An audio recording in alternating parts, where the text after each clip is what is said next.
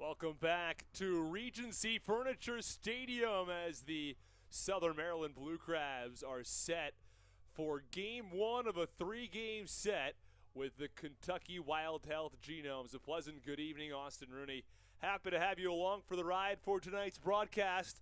It's Southern Maryland looking for their 5th win. They won the last 3 consecutive games at Lexington and then won a 2-game series at home against Staten Island for 5 straight wins, now looking for number 6 in a row. Well, let's run through the Kentucky Wild Health Genomes lineup. Batting first is Demetrius Moorer. Batting second and playing third, Riley Mahan. Batting third, the designated hitter, Felix Pierre.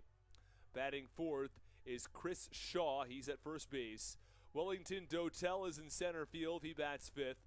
The sixth hitter is the second baseman, Luke Becker. Batting seventh is Robbie Kellerman, the catcher. And batting eighth, Andrew Kiefer. He's at shortstop. And the 9-hitter is Breland Almadova.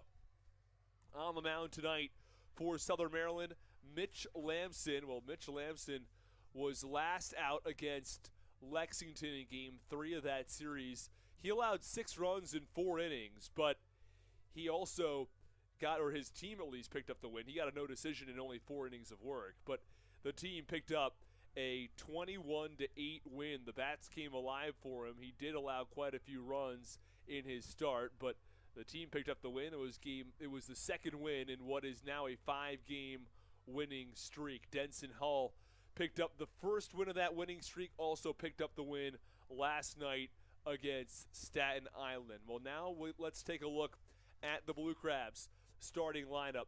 Jack Sundberg is leading off, and Sundberg has an on-base percentage upwards of 600. He's had a terrific performance so far this season. Not only is he hitting well, and he's hitting upwards of 350, but his on-base percentage at over 600. Not so frequently you see numbers that strong. Batting second, it's Ruby Silva, and Silva had a terrific series against Staten Island. Had 5 RBIs and led the team in that department, and they were critical RBIs at that. The game-winning RBIs in both Games 1 and Games 2 in that series. Batting third, it is Jared Walker. Walker playing first base. He's the 3-hitter, and he is tied for second in the Atlantic League in home runs. He has 3 home runs through the first 6 games. David Harris is the cleanup hitter and the designated hitter in tonight's contest. Alex Crosby bats fifth. He's at third base. Zach Collier is the 6th hitter. This is his first game so far with the Blue Crabs.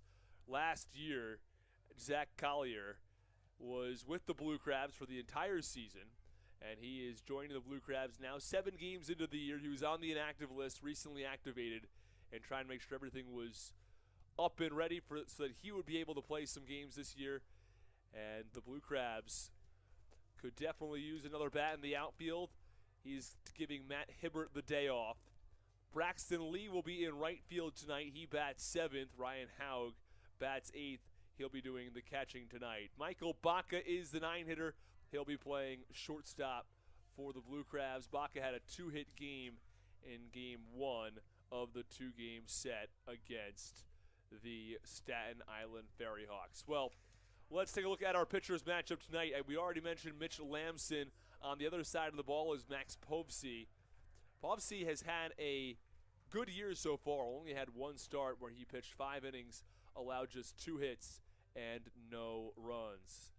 The Blue Crabs bats may have their hands full tonight as they take the field. We'll step aside briefly for the national anthem and be back for the first pitch next.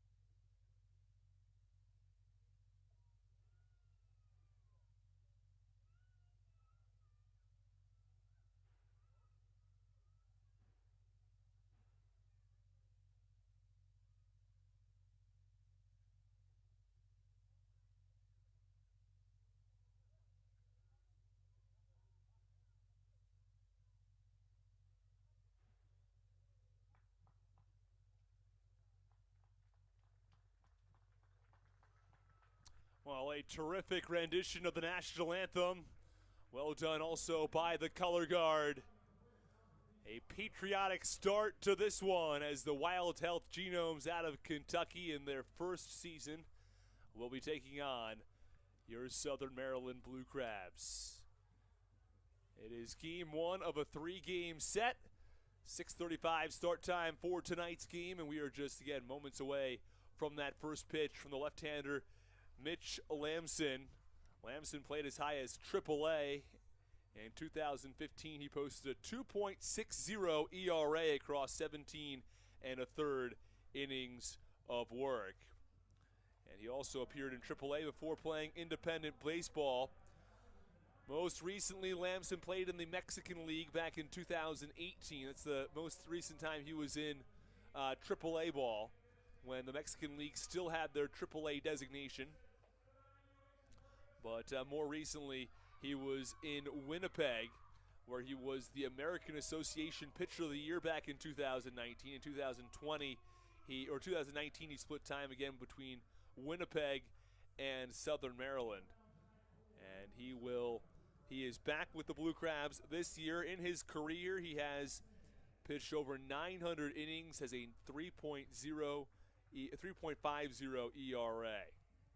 It's the 81st time that Mitch Lamson will make a professional start, and his 6th with the Blue Crabs.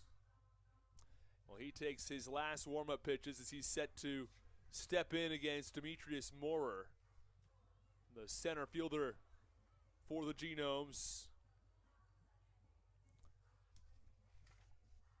Well, let's take a look first at your Atlantic League standings. Southern Maryland at 5-1. They're at the top of the North Division. And Kentucky is last in the South Division at 2-5. The Blue Crabs 5-1 overall. They had their one rainout day against Staten Island. That's the reason they played one fewer game than Kentucky has. Well, here comes Moorer. He steps in from the right side, and we're just about ready to go from the Reg in Waldorf.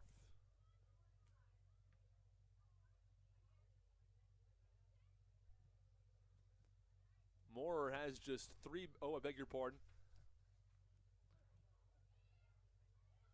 Moorer has a .231 average on the season, 26 at-bats.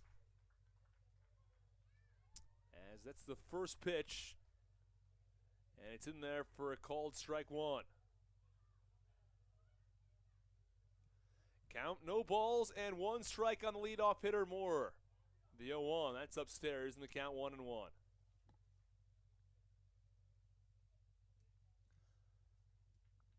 The Wild Health Genomes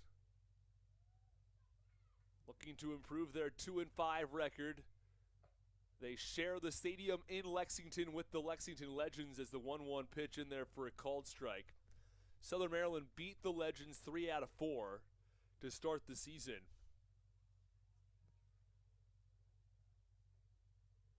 And a win today and a Lexington loss would even Wild Health with Lexington. 1-2 pitch. That one misses away, and the count 2 balls and 2 strikes. We'll try to get that scoreboard up for you and operating as quickly as we can.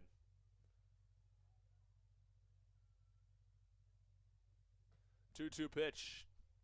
That's a little bit low, and the count 3 balls and 2 strikes. The leadoff hitter tonight is Demetrius Moorer, a center fielder.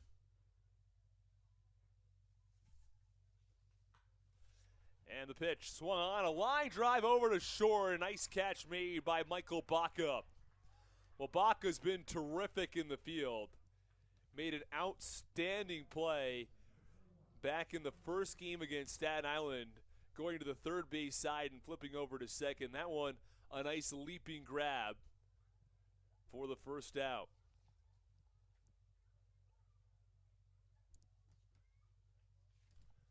Here comes Riley Mon,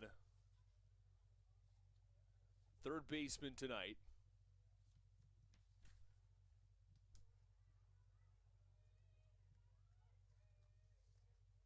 First pitch Fastball in the outer half in the lefty-lefty matchup.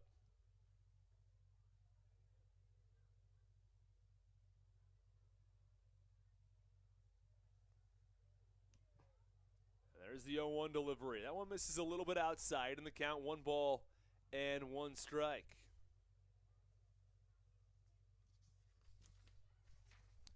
Mon is hitting very well in road games in particular. He has a .464 average.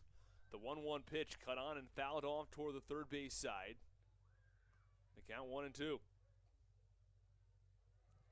13 for 28 on the season.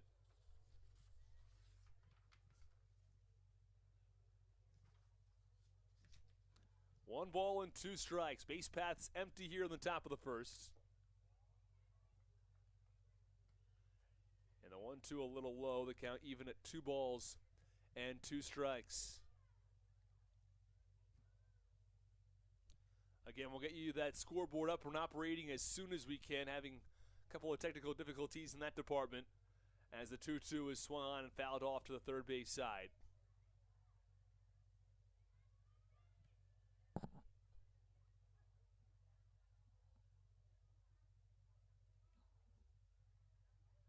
Count remains 2 balls and 2 strikes.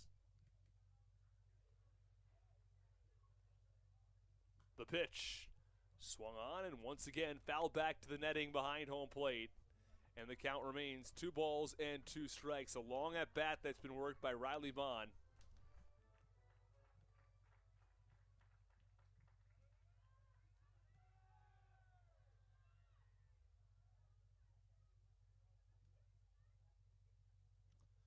The 2-2 pitch from Lamson. A little bit low and away, and the count worked full at 3 balls and 2 strikes.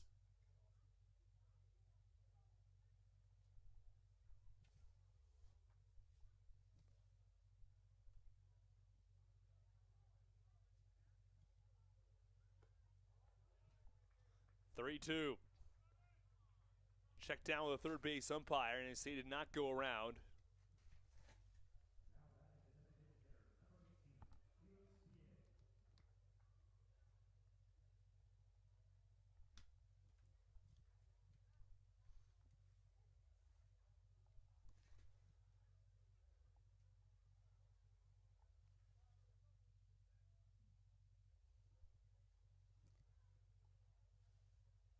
Again, we apologize for slight technical difficulties. Trying to work through this all. The new broadcast setup, and hopefully we'll be able to bring you all sorts of new tricks and have a broadcast with our new center field camera. But for right now, we just try to work through everything, so we apologize if there is any pause in the action.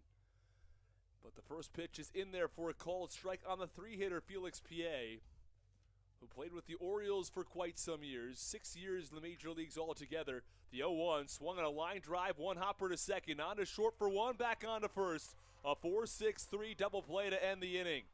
Nicely turned, Silva to Baca to Walker, and that'll do it. We're done with the top of the first. The Blue Crabs coming to bat next on the Hometown Real Estate Broadcast Network.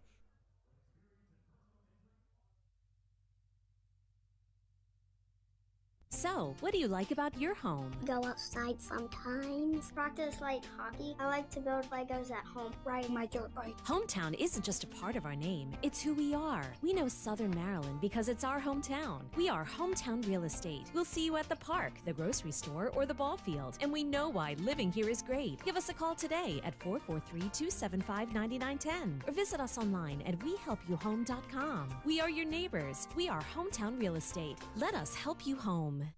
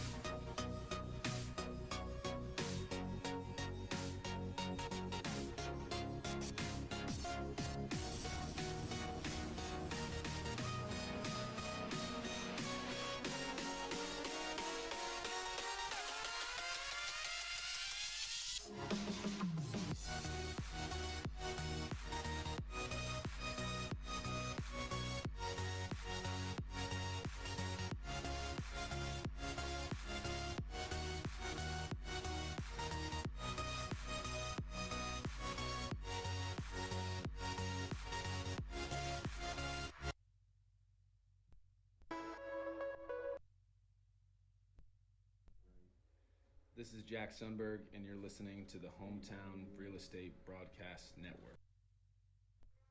Well, here comes Jack Sundberg to lead things off for the Southern Maryland Blue Crabs. He is a terrific center fielder with a lot of speed, but he's got a real knack for getting on base. On base percentage upwards of 600 so far in the season. Sundberg has appeared in 6 games, or 5 games I should say so far, as the first pitch misses low. And he has a 609 on base percentage, a 643 slugging percentage. The OPS at 1252. 1-0 pitch. That's low in the count. 2 balls and no strikes.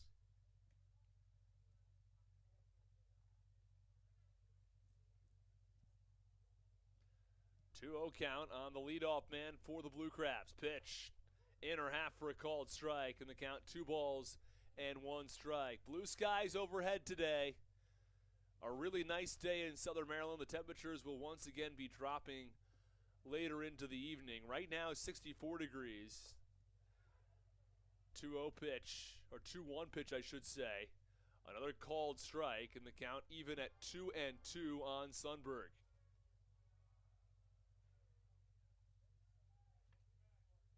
Temperatures will hit maybe 50 degrees or so by the time this game's all finished. 2-2 pitch, cut on, grounded back up the middle for a base hit. Well, we said he gets on base a lot. And right on cue, Jack Sundberg has himself a single to lead things off. The real issue for the Kentucky Wild Health Genomes is that he runs so well.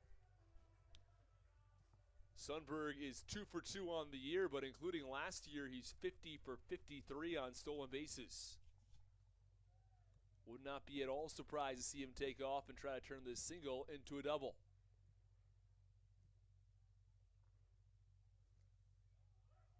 And he goes in the first pitch. It's low. Throw down to second, not even close. And it is a stolen base from Jack Sundberg. Well, Max Povsey I should say, in the game for the Kentucky Wild Health Genomes. His fastballs hit as high as 87.6 miles an hour today.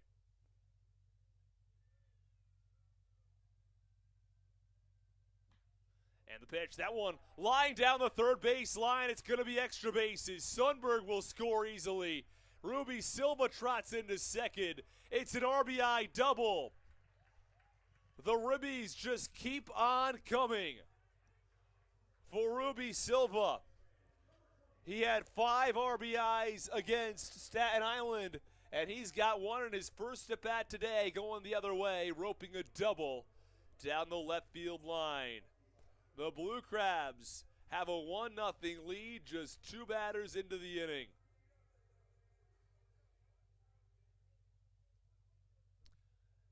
And that brings up Jared Walker. Walker did slump a little bit in his series against Staten Island. He was 0 for 7. He did drive in a run and score a run. Pitch. Breaking ball and a called strike, and the count 0-1. Walker will be followed by David Harris. Harris was terrific in his first series at Lexington. But against Staten Island, 1 for 7 because of an 0 for 3 day yesterday. A lot of Blue Crabs struggled at the plate yesterday, just 4 total hits for Southern Maryland. 0-1, swinging a high fly ball, shallow left field. Wellington Dotel's not going to get there. It's a base hit. And now Ruby Silva takes off for the plate. The throw not in time, and Jared Walker scampers to second. Nicely done by Ruby Silva, heads up base running. As they took a slightly lackadaisical approach, and Silva said, "I'll make you pay." He comes in and scores from third base. Wellington Dotel was just sort of standing out there in left field saying, "I'm not quite sure what to do with the ball."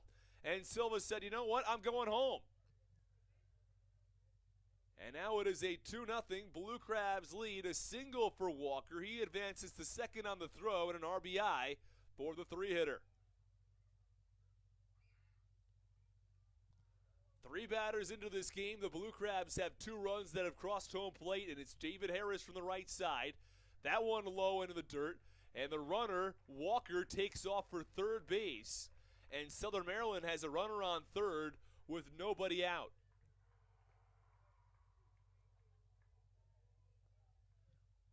Heads up base running on a pitch low and out of the zone. And Walker didn't hit that ball all that well. Wellington Dotel, the left fielder, is playing way back toward the warning track. 1-0 pitch to Harris. That's in there for a called strike at the belt.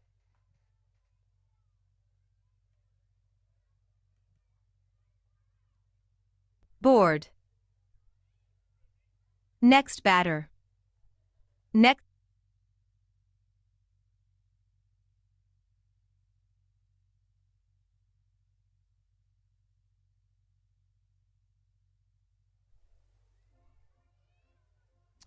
Well, we apologize for some brief difficulties, and the count is 1 ball and 2 strikes on David Harris.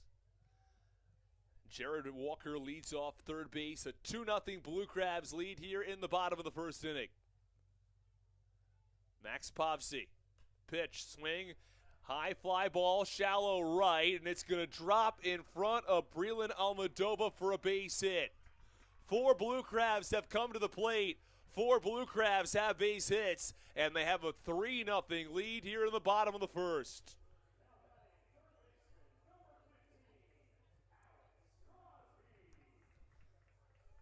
Well, David Harris doesn't try to do all that much with the ball. He just goes the other way and punches it into right. And Jared Walker comes in and scores from third. A very fast start to this game for Southern Maryland. Well, let's go back through these hits. Sundberg had a ground ball up the middle for a base hit. Ruby Silva had a RBI double down the third base line. He torched that ball. Jared Walker had a bloop hit into shallow left. And David Harris had a bloop hit into shallow right. I wouldn't say Povsey's been struggling tonight. I think that he's actually done quite well inducing softer contact. That ground ball from Sundberg isn't directly up the middle, but a couple feet to the right or left. It's a ground out to short or second base. And Silva's ball was well hit. But Walker's and Harris's, for that matter, fell right between the shortstop and left fielder, and in Harris's case, the second baseman and right fielder. And it looked like Breland Almodovar might have had a play on that ball as the first pitch misses outside to Alex Crosby.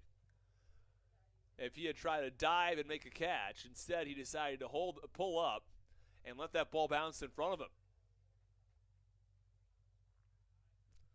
3-0 Southern Maryland.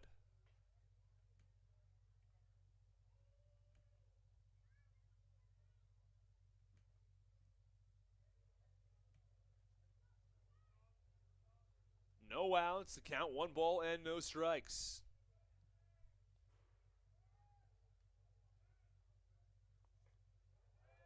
That pitch gets away. The 1-0 is well outside, and the count 2 balls and no strikes. And meanwhile, David Harris is a free pass to advance to second. Alex Crosby didn't try to run. Again, with the new rules this year, players are allowed to run to first base should the ball not be caught in the air by the catcher. But Harris said, you know what? Or Crosby, I should say, said, well, we're just going to stay right here. I'm going to try to hit the ball and drive in David Harris.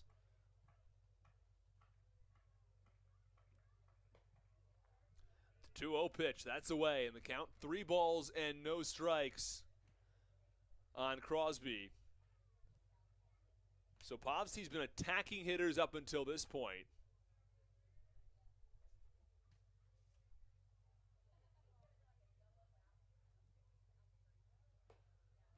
It's a called strike at the belt, and the count 3 balls and 1 strike. 3-0 Southern Maryland. Leadoff single from Sundberg, an RBI double from Silva, RBI single from Walker, an RBI single from Harris. That swung on and grounded up the middle. They're going to send Harris to the plate. There's no throw. It's a 4-0 start for the Blue Crabs. Another RBI as Crosby bats him in. And Southern Maryland has put up hit after hit after hit after hit. 5 in a row to start this first inning.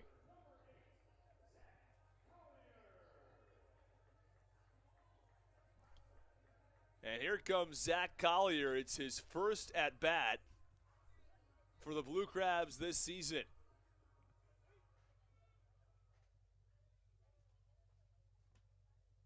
Meanwhile, Alex Crosby on first base. Southern Maryland 4. The Wild Health Genomes nothing. Pitch. Strike on the outside corner. Collier seemed a little surprised. But the count, no balls and 1 strike.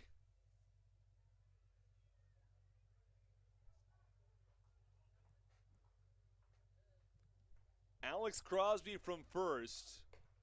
Runner goes, pitch outside, throws not close, way offline, another stolen base.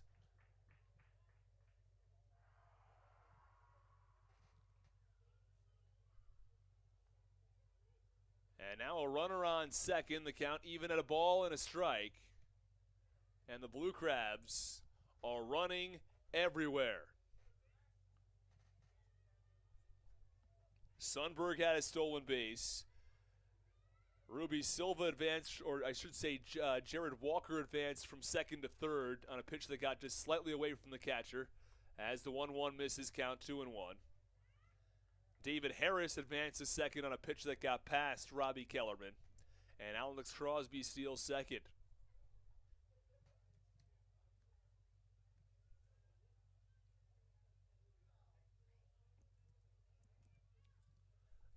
Count 2 balls and 1 strike on Alex Crosby. Or I beg your pardon, on Zach Collier. Alex Crosby leads from second. The Blue Crabs have won 5 in a row, and the 2-1 is away. Count 3-1. They've won 5 in a row and are up 4-0 here, looking for their 6th consecutive win. Collier taps home plate twice, ahead in the count, 3 balls and 1 strike. Crosby with a sizable lead off of second. Pops to the pitch. Swing and a line drive. Left field. Dotel is there. He makes the grab. That was one of the hardest hit balls today. But for Collier, it's just a fly out the other way. And there is one away. Braxton Lee comes to the plate. Alex Crosby still stands on second. Southern Maryland has produced a long first inning here. They've tacked on 4 runs on 5 hits. Still just 1 out in the inning.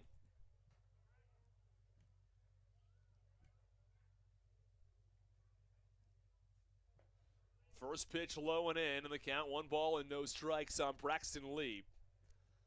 Lee was 1 for 2 in last night's game, also had a sacrifice bunt. Hitting just 105 in the season, but he'll take hits any way they'll come.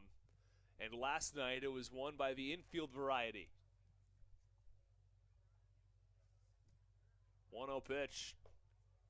Strike on the outer edge.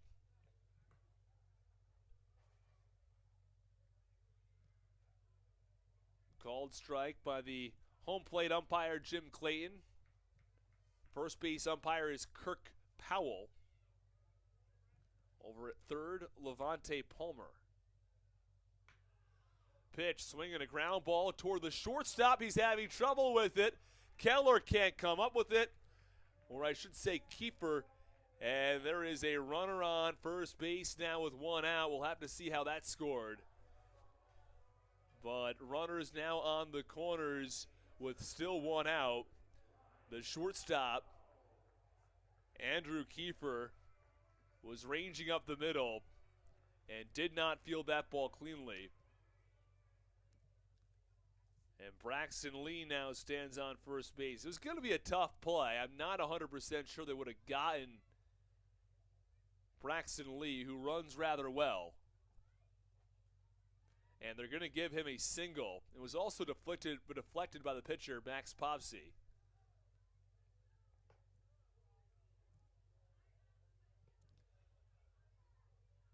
First pitch misses low and away to the 8-hitter, Ryan Haug.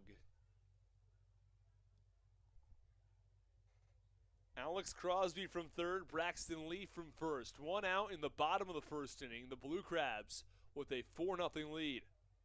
Pitch, swinging a line drive down the first base line, foul. Haug got a good piece of it. And the count, 1-1 strike. Southern Maryland in control. With just 1 out in the first inning, they have put up a 4 spot.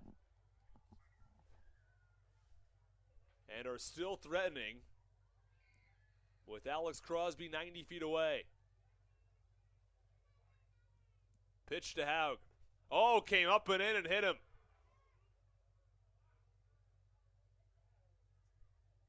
That one hit him on the left arm, just a little below the shoulder area, right by the bicep.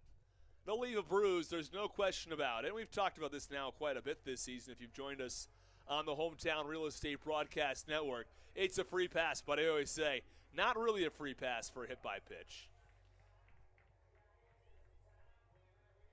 Well, Max Povsey is definitely struggling here.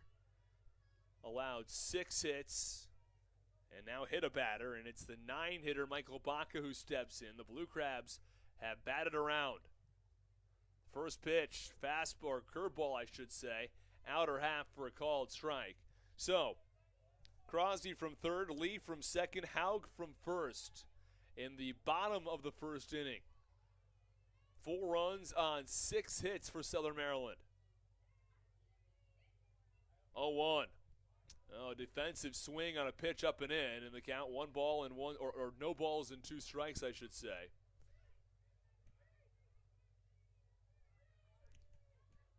Bases full with Blue Crabs. They lead at 4-0. Baca hitting just 188.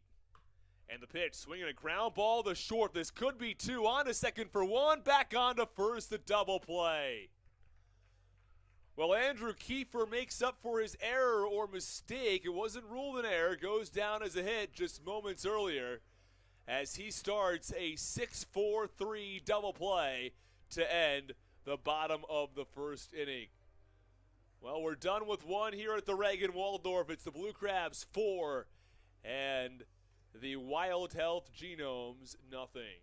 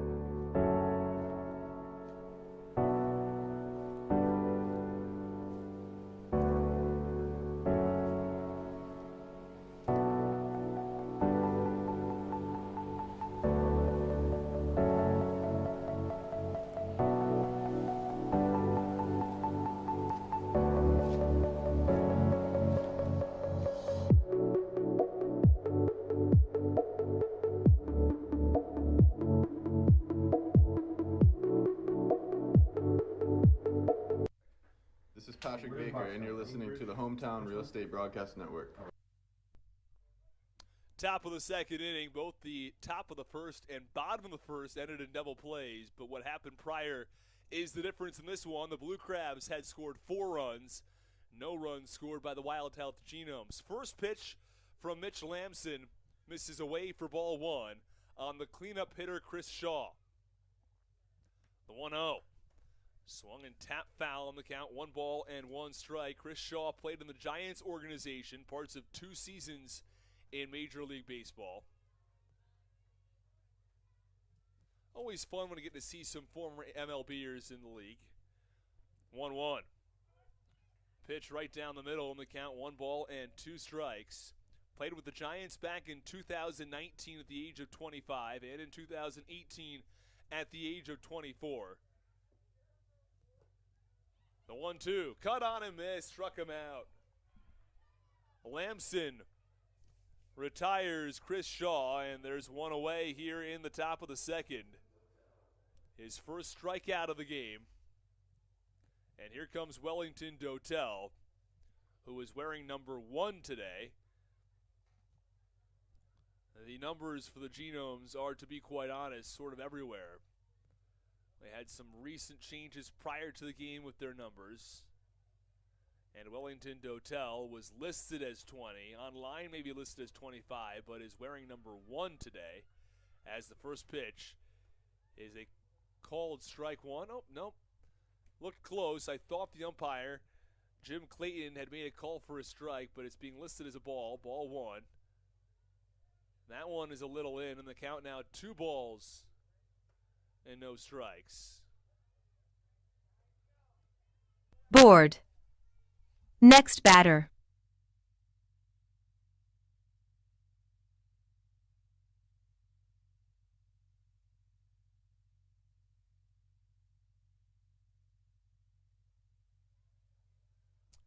We apologize for brief technical difficulties.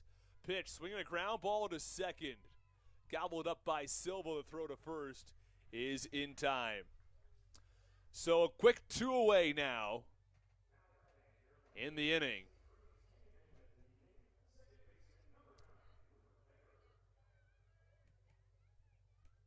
Well, Mitch Lamson has done well here in the first 2 innings to get out and ahead in the count.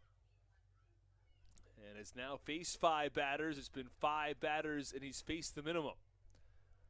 Allowed just a walk before inducing a 4-6-3 double play on Felix P.A. First pitch in there for a called strike on Luke Becker.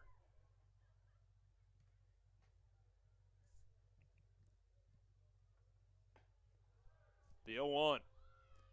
A little bit inside in the count, 1-1. The Blue Crabs 4. And the Wild Health Genomes nothing in the top of the second. Base paths are empty. 1-1. That's away in the count, 2 balls and 1 strike. Luke Becker, the 6th hitter in the order for the Genomes.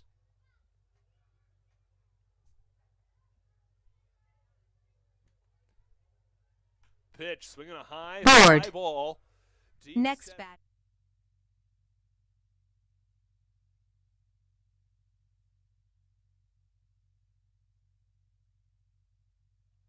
And that will do it for the top of the first inning. We're finished with 1.5. It is the Genomes nothing and the Blue Crabs 4.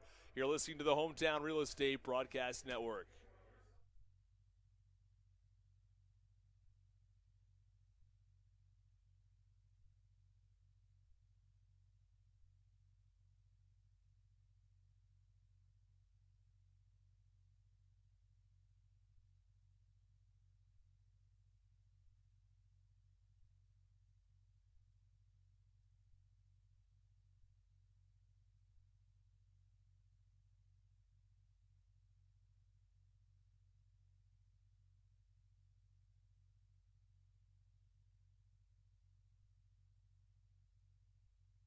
Starting settings when narrator.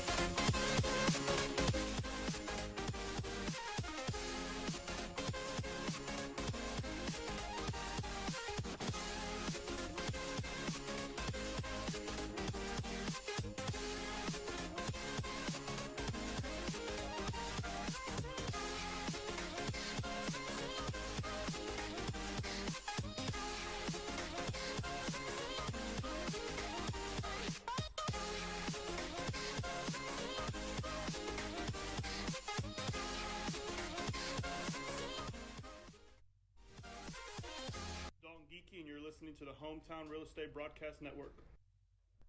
This is the Hometown Real Estate Broadcast Network. Bottom of the second inning. It is 4-0 Southern Maryland. The Blue Crabs batted all the way around in the first inning, so it's right back to Jack Sundberg to lead things off in the bottom of the second. First pitch, fastball at the belt for a called strike. And the count is no balls and one strike. 0-1 is low into the dirt in the count. 1 ball and 1 strike on Sundberg. Blue Crabs scored 4 runs in the bottom of the first. Michael Baca grounded into his 4-6-3 double play. That ended the inning. The bases were still loaded, though, as the 1-1 is in there for a called strike. The count 1 ball and 2 strikes here in the bottom of the second inning.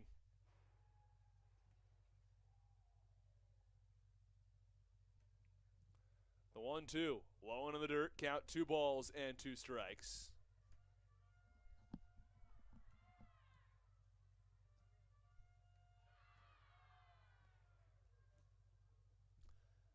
The left-handed hitter, Jack Sundberg, steps back in. Max Popsy had a really tough first inning. He allowed the first 5 batters to reach via base hit. And there's strike 3. A fastball on the outer half. And Jack Sundberg is punched out on strikes. Well, Popsy, I should say Sundberg had been terrific up until this point here. An on-base percentage upwards of 600 coming into today's game. And he's all that much more dangerous because of his ability to steal bases. 1 away in the bottom of the second for Ruby Silva. The Blue Crabs put up a 4 spot in the bottom of the first inning. It's all the runs we have up until this point. As Silva steps back in, digs that back left foot into the batter's box. Waves the bat behind his helmet.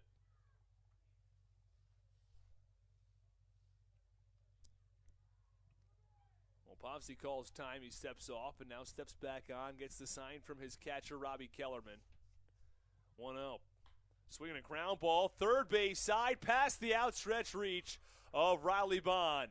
Ruby Silva digging for 2. He's got a stand-up double. Back-to-back doubles to start the game for Ruby Silva, and he stays red hot. Ruby Silva doubled and had an RBI back in the first, and he doubles here again in the bottom of the second.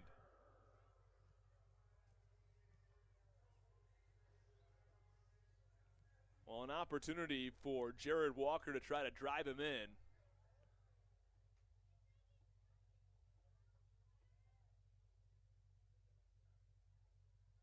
Walker steps in from the left side. Well, he came into this game just a little below 200, but Walker now batting .222 on the year. OPS, .823 as the first pitch misses away for ball 1. The reason his OPS is so high, of course, for those unfamiliar, OPS is on base plus slugging percentage. You want that number to be 750 or higher. And for Jared Walker, it's at .823, so pretty good. The reason is that he hit 3 home runs, and that'll really help your slugging percentage as the count 2 balls and no strikes. The 2 home run number is tied for second in the Atlantic League. All 3 of those home runs came in the 4-game set at Lexington. Pomsey set. Silva goes. Pitch outside. Throw down to third isn't in time. A stolen base from Ruby Silva. And there is a runner on third now with 1 out. And Jared Walker ahead in the count 3-0.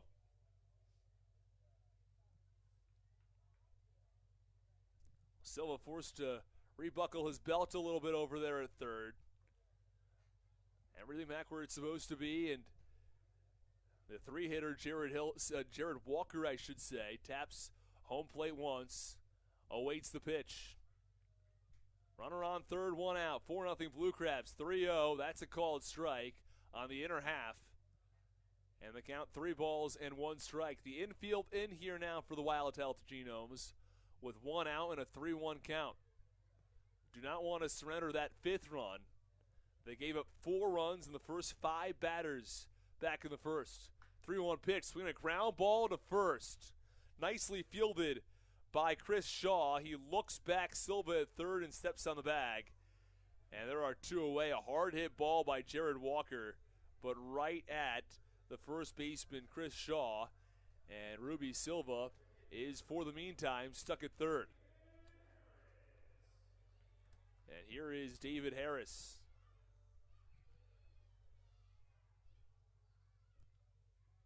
David Harris 1 for 1. He singled back in the first inning.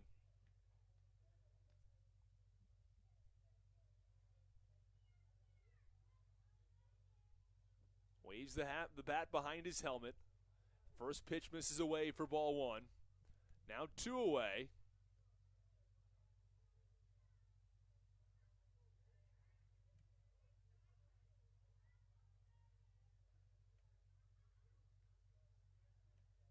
One 1-0 pitch. Check swing, he went around. Harris not happy with himself. Tosses the bat up in the air and catches it. In the count, 1 ball and 1 strike on David Harris.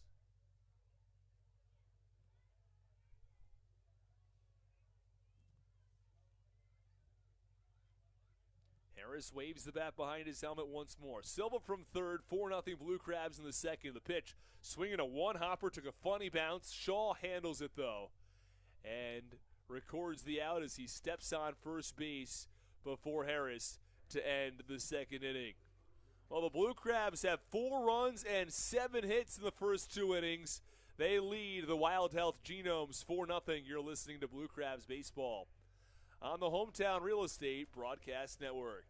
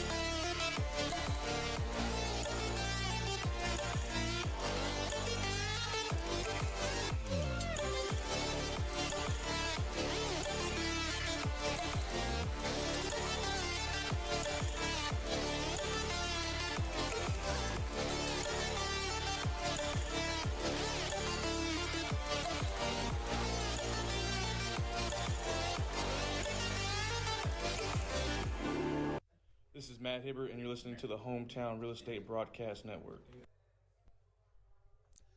Top of the third inning as the Southern Maryland Blue Crabs lead this one 4-0. Mitch Lamson has faced the minimum through 2 innings of work. He'll deal with Robbie Kellerman, Andrew Kiefer, and Breland Almadova in the top of the third.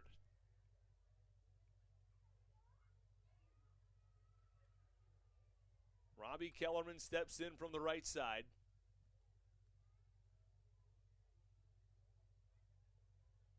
And Mitch Lamson, who has been throwing in the mid-80s tonight as far as velocity. First pitch a called strike on the outer half. And the count, no balls and 1 strike. The top of the third inning. 0-1. Breaking ball. Took something off that one. He wanted the call. Ryan Haug waited for a moment. He thought the home plate umpire, Jim Clayton, might give him the call. He did not, and the count 1 ball and 1 strike. 1-1. Check swing. They motion down to first, and the first base umpire, Kirk Powell, says he held up.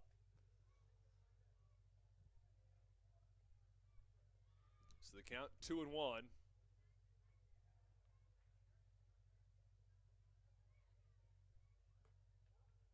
2-1 is away. A close pitch, just barely missed, and the count 3-1.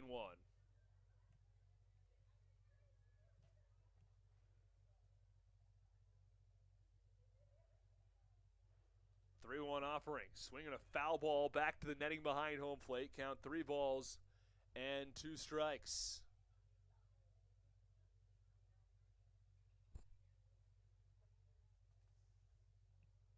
Always a fun time here at Regency Furniture Stadium. Ron Lord out there on the concourse level. He'll be down on the field today, swinging a ground ball through the right side for a base hit. For those of you who don't know Ron Lord, take the time to come out to the ballpark and spend some time with him and Pinch and the rest of the great fans here. Ron Lord, our on-field host, does a great job. A lot of fun out there on the field.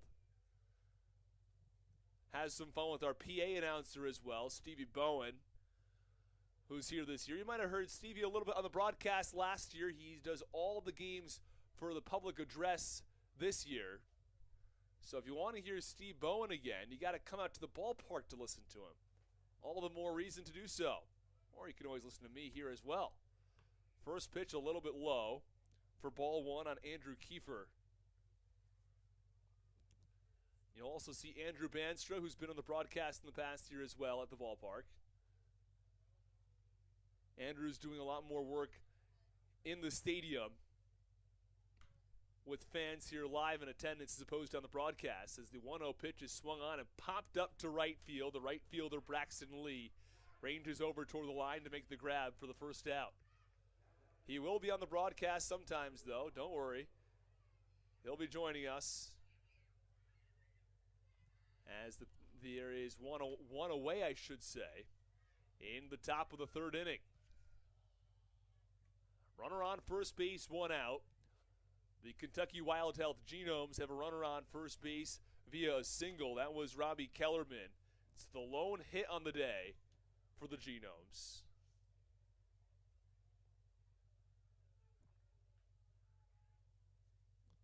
Pitch.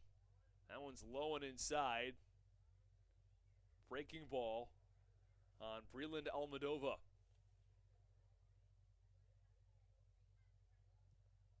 Blue Crabs 4, Genomes nothing. Count 1 ball and no strikes on the 9-hitter Almadova. Swinging a fly ball down the first base line, foul, and the count 1 ball and 1 strike.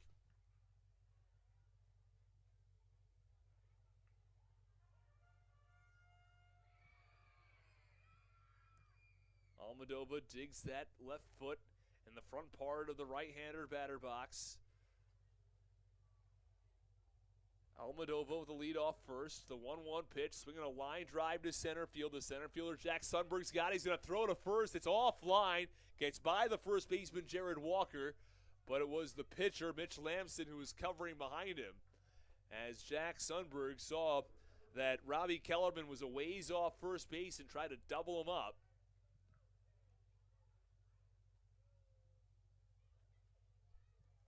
Runner remains on first. 4-0 Southern Maryland.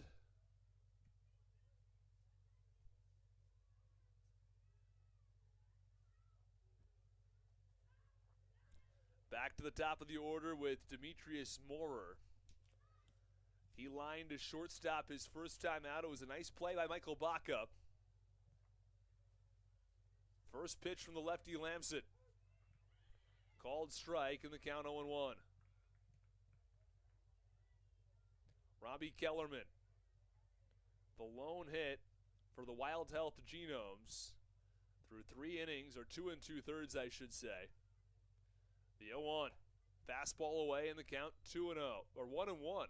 Oh, my math not adding up today. I was not a math major in college. I should say, though, I generally think my math skills aren't too bad. Should be able to add 0 plus 1 to get to 1 and 1.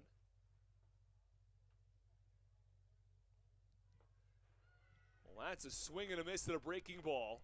And the count 1 ball and 2 strikes.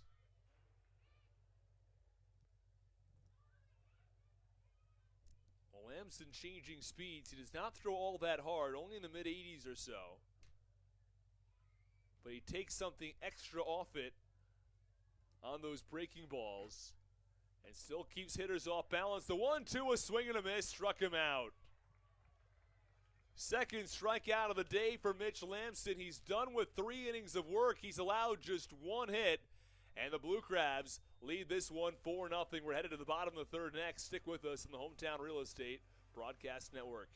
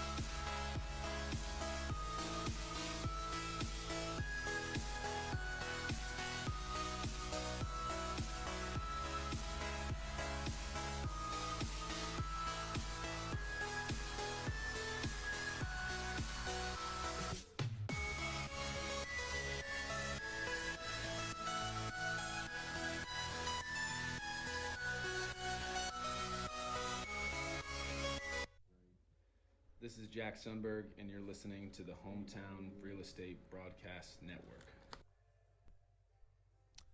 Blue Crabs lead this one 4-0 in the bottom of the third inning. It'll be 5, 6, and 7 in the Southern Maryland order coming to the plate. Alex Crosby followed by Zach Collier and Braxton Lee to face Max Popsy here in the bottom of the third inning. Earlier this week across Major League Baseball, some fans received some promising news about Jacob deGrom, the best pitcher in the game, undoubtedly really over the last 4 years, that he's going to start to work on his shoulder, and hopefully he'll be back by the middle of June. Well, his replacement, Tyler McGill, has been even better, or maybe not better than deGrom, but he's got an ERA of 2.25. As the first pitch misses low into the dirt to Alex Crosby, he's not going anywhere. Gun batters are allowed to steal first base if the catcher does not catch the pitch on the fly. What I was saying was Tyler McGill has a whip of 0.9 and an ERA of 2.25 at the age of 26 in just his second year in Major League Baseball.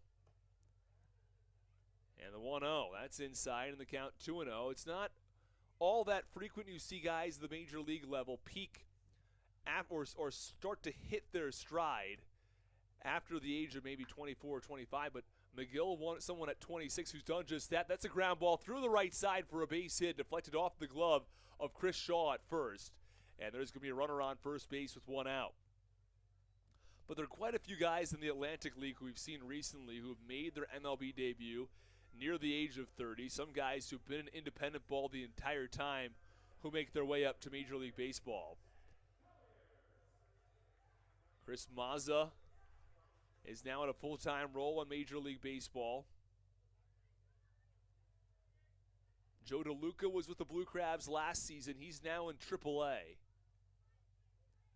And great to see some success stories from guys who are here in Southern Maryland and have moved on to either the AAA level or the Major League level. Runner on first base, no out. First pitch misses away on a breaking ball in the count 1-0 on Zach Collier. And great to see guys make their debut sometimes a little later in their career and really hit their peak now a couple years later than some may have expected.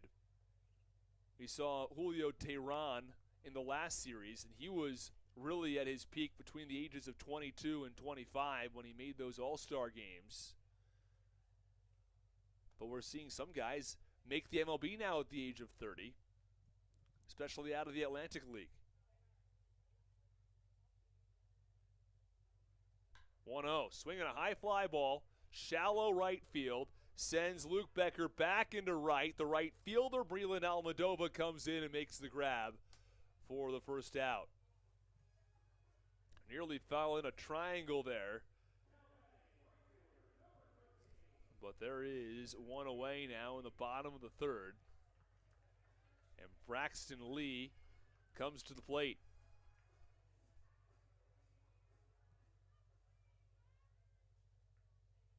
Lee's batting average up to 150. He's 3 for 20 on the season. Had a ground ball that was headed toward the middle. Andrew Kiefer back in the first inning had trouble handling it. And Braxton Lee was awarded a base hit. First pitch, called strike. And it's 0-1 on the lefty.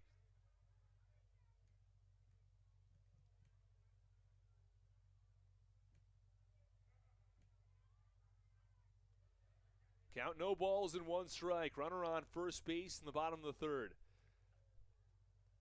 Pitcher Max Povsey tosses over to first.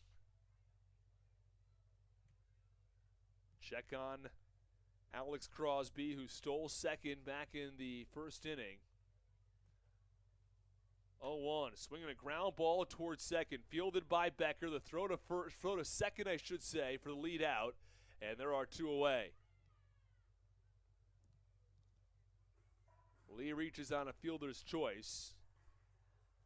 And here comes Ryan Haug, who was hit by a pitch back in the first inning. That one hit him in the upper bicep area, right below the shoulder. Appeared to be just fine. Has stayed in the game. It's Lee from first as Haug digs in.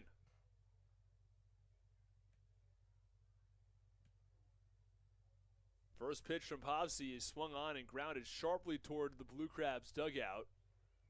And the count 0-1.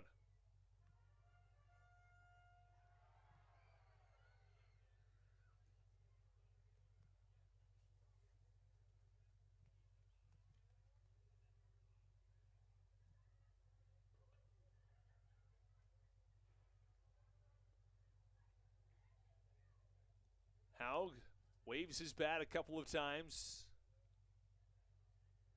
and awaits the offering from Povsey.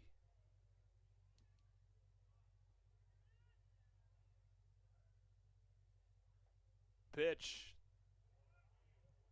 Well, looked good, but apparently wasn't good enough for the home plate umpire Jim Clayton. And the count 1 ball and no strikes, or 1 ball and 1 strike after Haug fouled the first ball off, and then the count even.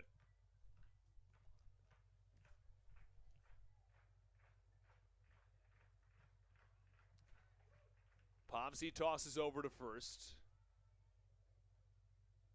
Braxton Lee dove back in safely.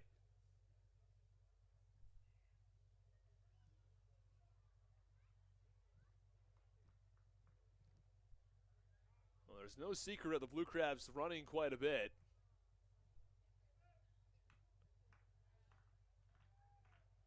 One. Oh, it comes up and hits him again. Haug's been hit twice by a pitch in 2 plate appearances. Well, he can't be happy about that. Runners on first and second with 2 outs. Will help his on-base percentage a little bit, but hurts the body more than anything else. And now Michael Baca digs in. He's looking to redeem himself after A 6-4-3 double play ended the first inning. Blue Crabs to the bases loaded at the time. Have runners on first and second now. Michael Baca was 2 for 3 in game 1 of the series against Staten Island as he takes a called strike at the thigh level for a called strike.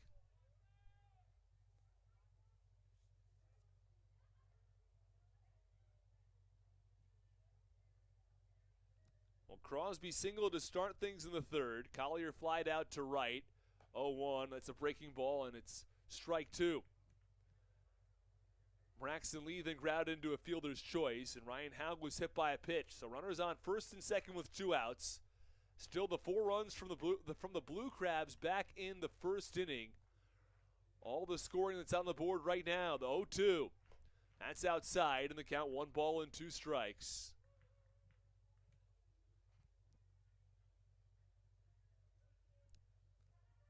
Baca will be followed by Sundberg if necessary. And Sundberg has the top on-base percentage on this team, top 3 in the Atlantic League, at just a touch over 600. 1-2. Just a little low and away, and the count 2 balls and 2 strikes. 2 balls, 2 strikes, 2 outs, 2 on for the Blue Crabs in the bottom of the third inning. 9 hits have produced 4 Blue Crab runs thus far. Blue Crabs had a total of just 4 hits yesterday against Staten Island. 2-2, that's low and away, and the count 3 balls and 2 strikes.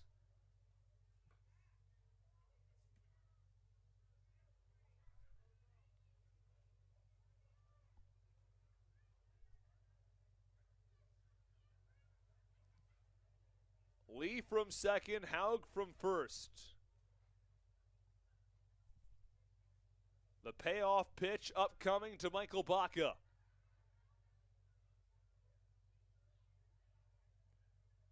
Here's the offering from Popsy. Swinging a ground ball toward the third base side. Riley Mon on it, the throw to first. Enough to get the out at first base. Just beat Michael Baca by a step. That will end the third inning. At the end of 3 innings of play, it is the Blue Crabs 4 and the Wild Health Genomes nothing. You're listening to Blue Crabs Baseball on the Hometown Real Estate Broadcast Network.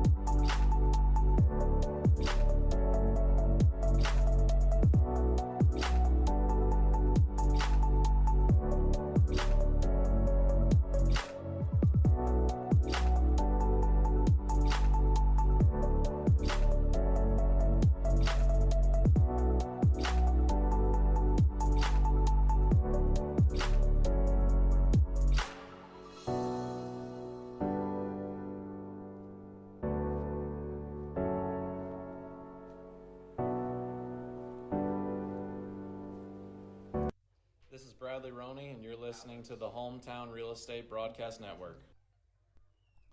Top half of the 4th inning, 4-0 Blue Crabs, and the Wild Health Genomes have had trouble getting anything going against Mitch Lamson.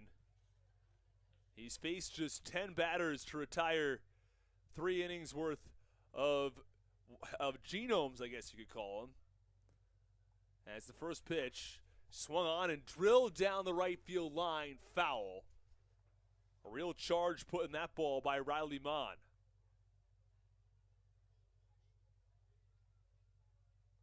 Count, no balls and 1 strike on the left-handed hitter. A lefty-lefty matchup. Well, after Lamson struggled in the first game against Lexington, he has pitched phenomenally well so far.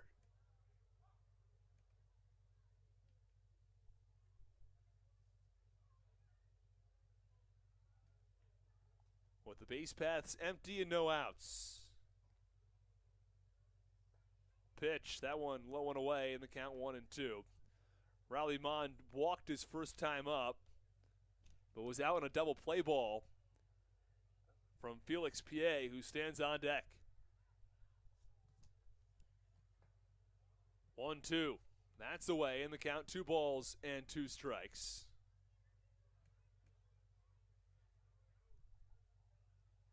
Lamson's ERA coming in was 13.5. Now it's down to 7.71. 2-2 pitch is low in the count, 3-2. Allowed 6 runs in 4 innings against Lexington. But more recently, especially in this game, has really started to find his groove. 3-2 pitch, swinging a high pop-up, foul territory. Third baseman Crosby headed over, but it's going to go into the seats about 4 rows deep.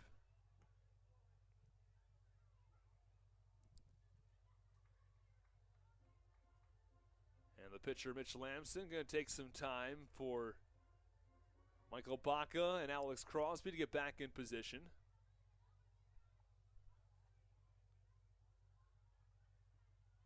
Oman's worked it back free. The 3-2 pitch. Swing and a miss, struck him out. He went with a fastball, elevated just a bit, and it's enough for the first out. There's 1 away in the top of the 4th. Third strikeout victim for the Genomes here in the top of the 4th. Felix Piet will be followed by Chris Shaw, a pair of MLBers. First pitch to Piet, up and in the count 1-0.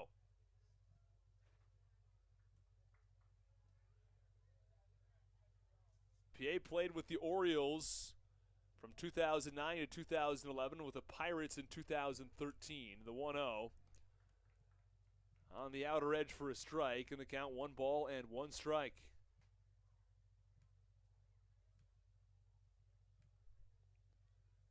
When I talk about a lot of guys making their MLB debut earlier, we'll get to that in a moment, as the 1-1 is tap fouled on the first base line. Piet, a prime example, made his major league debut with the Cubs in 2007 at the age of 22. Had a .215 batting average. In 2008, he played in 43 games with the Cubs. Had a .241 batting average.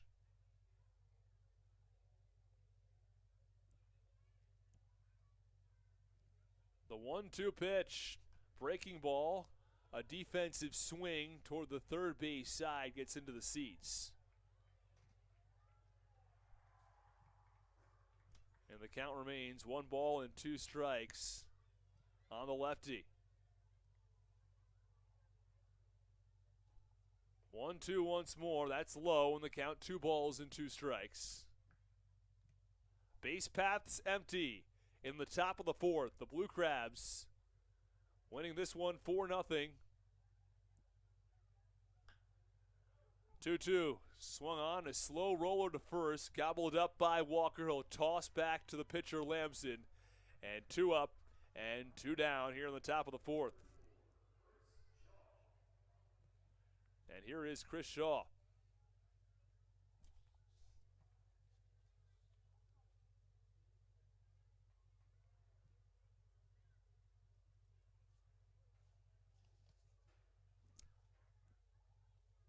Shaw, lefty.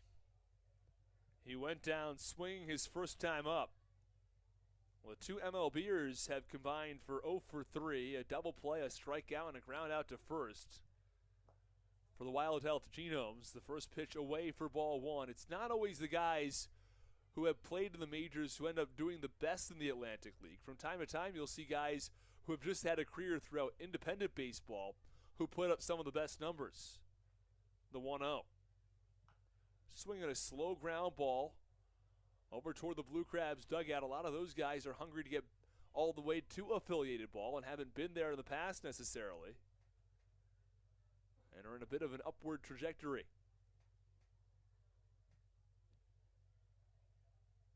1-1.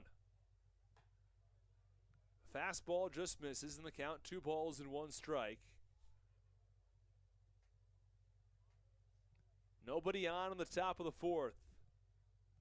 All Blue Crabs after a 4 spot was put up in the first from Southern Maryland as the 2-1 is high in the count. 3 balls and 1 strike.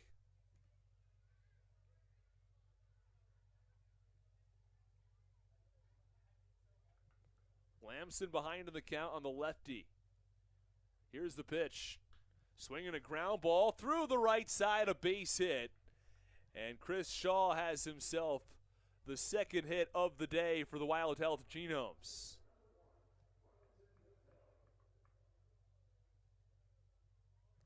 And here comes Wellington Dotel. Mentioned this earlier, we thought he'd wear 20. He's wearing number 1 today. Listed as a few different numbers across the internet, but in reality, he's wearing 1. And sometimes that's just the way things go. Their number changes right before the game.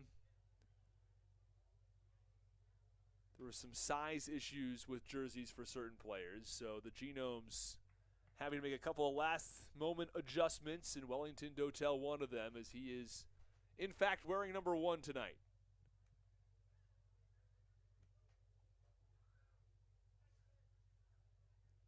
Chris Shaw from first. Pitch cut on and fouled back to the netting in the count. 1-1.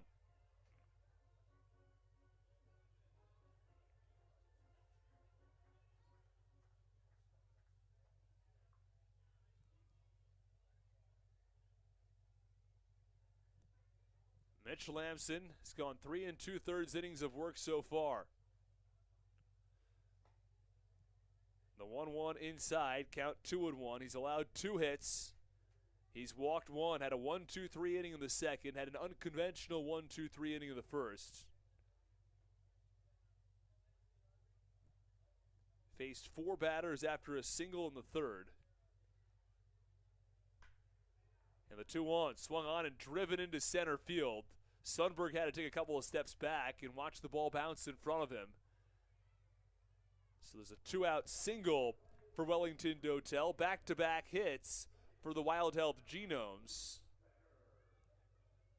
Runners on first and second now with 2 outs. On the offensive side of the ball for the Blue Crabs, Ruby Silva has been outstanding this year. They'll have 1, 2, and 3 coming up in the order. Be very exciting to see Sundberg and Silva again. The 2 of them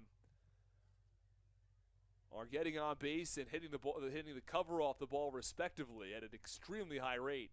2 doubles for Silva today, and on base percentage over 600 for Jack Sundberg, the center fielder who's due up next. First pitch, a called strike on Luke Becker. I mentioned Sundberg, a terrific center fielder. We've seen him make some incredible plays defensively. Yesterday, had a diving catch going back toward the warning track. 0-1. One close, but missed a little bit inside in the count, even at a ball and a strike on Luke Becker.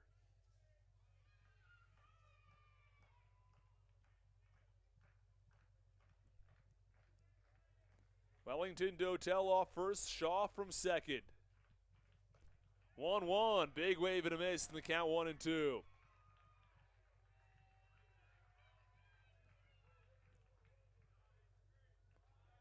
Lamson closing in on 70 pitches on the night.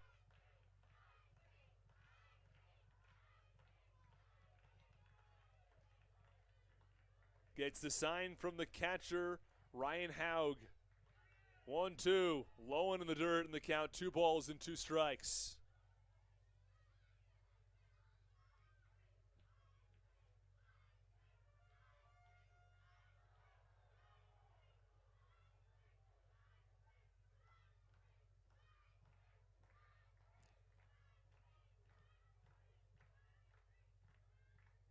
Mitch Lamson looking to finish off the top of the 4th as chants from the crowd chant ice cream, or fans from the crowd chant ice cream, as this one is swung on and lifted in the air to right. And that will do it for the top of the 4th as Braxton Lee hauls it in. Fans keep on chanting ice cream. They want ice cream here. We're done with 3.5. Maybe they'll get some here from the Reg in Waldorf. You're listening to Blue Crabs Baseball on the Hometown Real Estate Broadcast Network.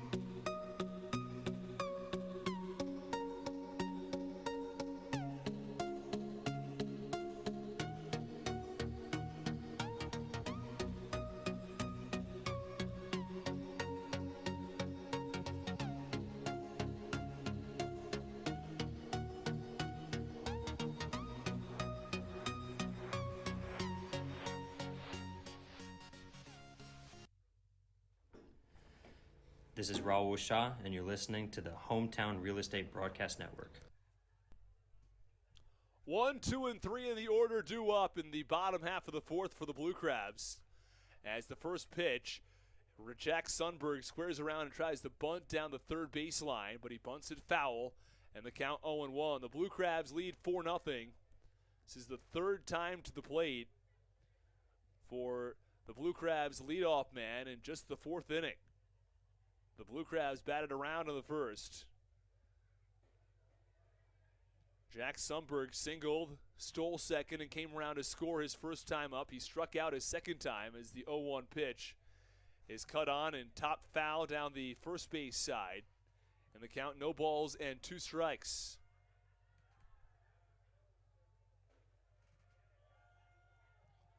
Sundberg was terrific in the last series, I should say. Was very good in the opening series as well, but against Staten Island, he had 5 walks. 1 for 3 with 5 walks. The 0-2 pitch came inside, nearly clipped Sundberg on the foot. But it just missed. He didn't try to dance out of the way of it or anything. He just sort of stood there, and the ball missed him by a couple inches. No petition to go to first base, none of that. 1-2 pitch. Breaking ball, swung on, line drive, left field. The left fielder coming in. Dotel can't make the catch.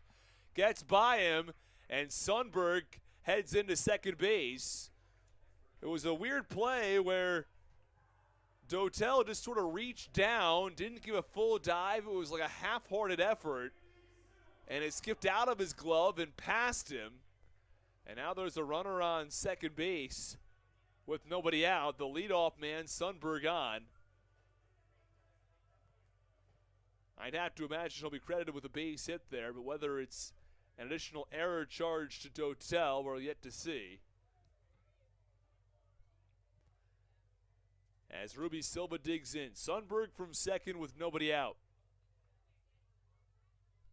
4-0 Blue Crabs, the 9th hit of the day, credited to Jack Sundberg.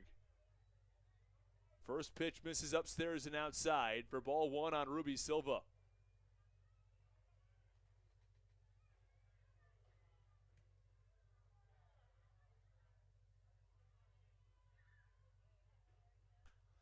The 1-0 cut on and fouled off to the third base side.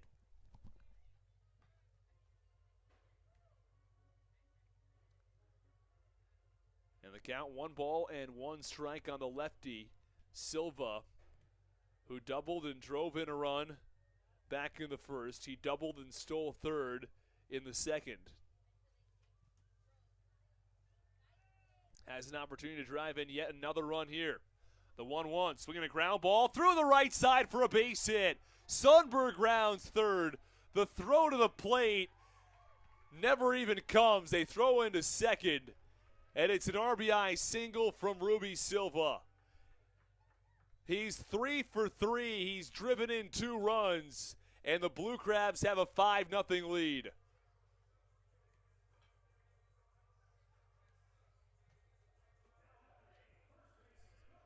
$5-0 Southern Maryland. And Ruby Silva has recently proved himself as a threat to run. But after a pair of doubles, Southern Maryland has a 5-0 lead. The top of the order has been terrific for Southern Maryland.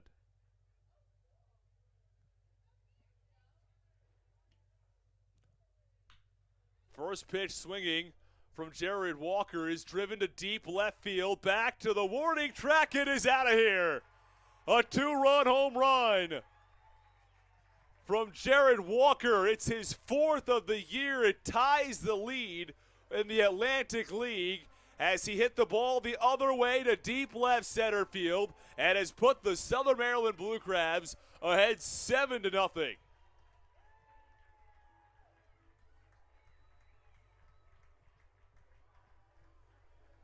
Well, the Blue Crabs have broken out here in the 4th. And Max Popsy, who had a good start last time out when he pitched in the opener, allowed no runs and just 2 hits across 5 innings.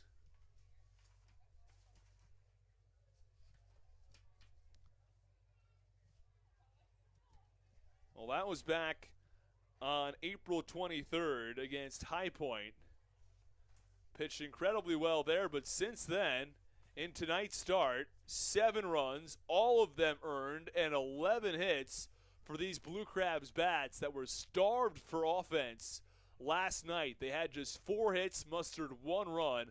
They've got 11 hits and 7 runs to show for it. The 1-0 pitch to Harris, swung on. Ground ball, fielded on the backhand by Kiefer. He can't come up with it all together. And there's going to be a runner on first base with nobody out. We'll have to see if that goes down as a hit or an error. It was a slightly difficult play for Kiefer, but to be honest, he probably should have had it. But a 2-run home run from Jared Walker.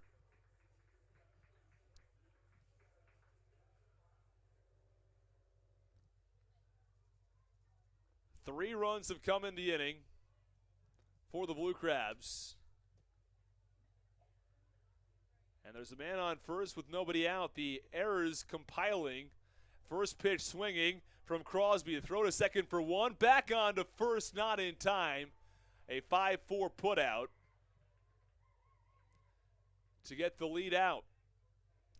So the official word on the Harris ground ball is an E6, and I think that's the right call. It was a play that Andrew Keeler really should have made, or Kiefer, I should say, should have made.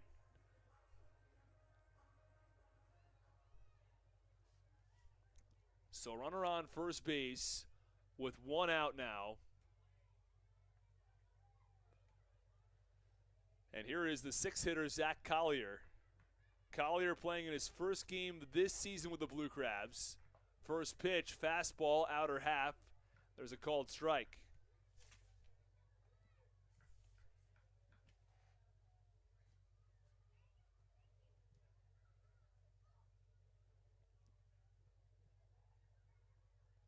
Inning started with a double from Jack Sundberg. Ruby Silva, as the first pitch is cut on in a foul tip into the mitt of Robbie Kellerman, and the count 0-2. Actually, the count 0-2 now, not 0-1.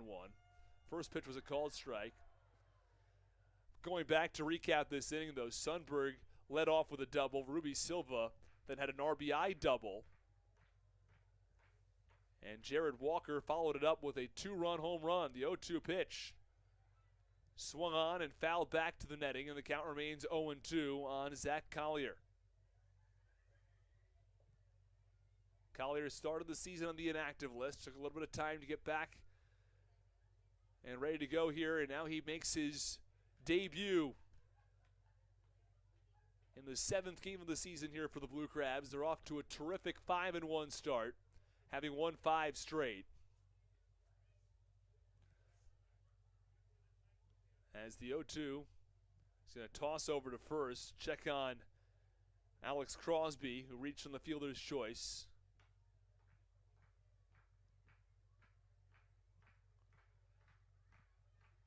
Povsey, the 0-2 pitch, swinging, he fouls it off his left ankle. It's going to sting a little bit, especially when you don't have that shin guard there to protect you. That added protection of the shin guard, it makes a difference there. It's still going to sting, but takes the brunt of the pain away. Count no balls and 2 strikes on Zach Collier. Max Povsey, the 0-2. Swing and a fly ball, right field deep, back to the warning track. It's over the head of the right fielder, Almadova. They're going to send Crosby to the plate. The throw home is not in time. It's an RBI double from Zach Collier, and the Blue Crabs have an 8-0 lead.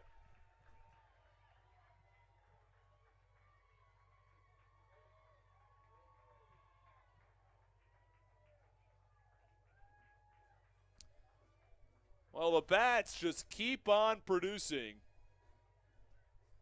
8 of the 9 hitters for Southern Maryland have now reached base safely.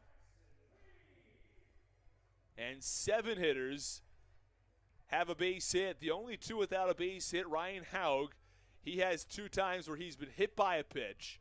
And Michael Baca, who grounded into a double play and then grounded into a 5-3 putout back in the 3rd inning. Well, the Blue Crabs have put up a 4 spot here in the bottom of the 4th. They're not done yet. There's still a runner on second base with only 1 out. And that'll be the end of the evening for the starter for the Wild Health Genomes, Max Povsey, as they make a call to the bullpen here. He only went 3 1/3. He allowed 8 runs. We'll step aside. When we come back, we'll sort out the details of the new pitcher on the Hometown Real Estate Broadcast Network.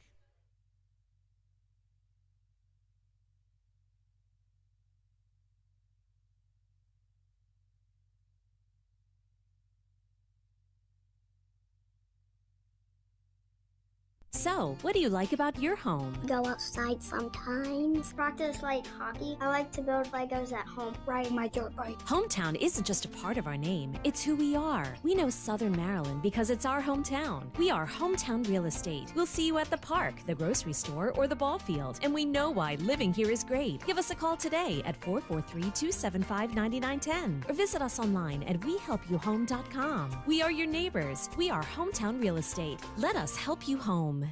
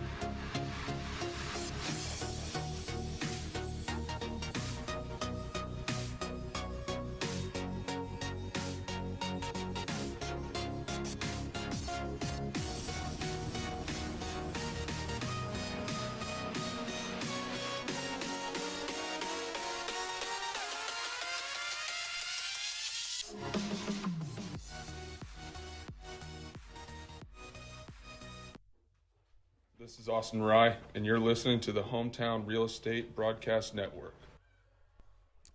Bottom of the fourth inning, it is all Blue Crabs, 8-0 lead over the Wild Health Genomes. They put up 4 runs here in the fourth inning, and they chased the starter, Max Povsey, out of the game. As Southern Maryland sends Braxton Lee to the plate, who is 1 for 2. Singled and reached on a fielder's choice. First pitch, fastball on the outer half for strike 1.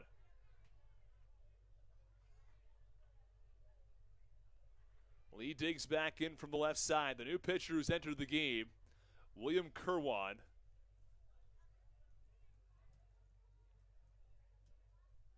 0-1. Swinging a foul ball, third base side.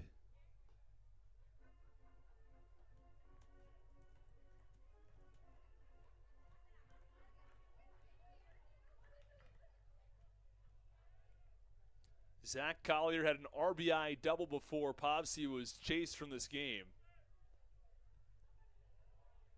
Pitch, that one low and in the dirt. Count 1-2.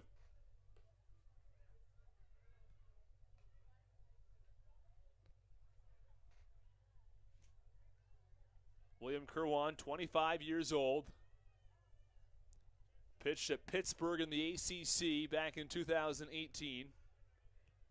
Has since played in independent baseball as the 1-2 pitch is cut on and fouled back to the screen.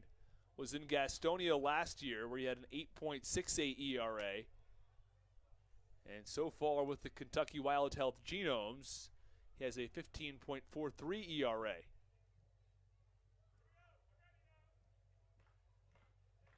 Two and a third innings of work so far. Allowed 4 earned runs. 1-2. Swing and a soft liner back behind home plate to the netting, and the count remains 1-2 strikes.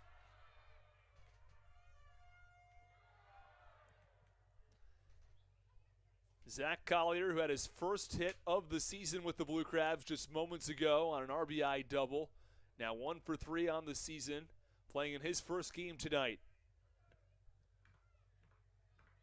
Kerwan set. The pitch, swinging a line drive, center field. It's going to bounce for a base hit. And they're going to hold Zach Collier at third base. But another single for Braxton Lee, whose bat is starting to catch some fire more recently.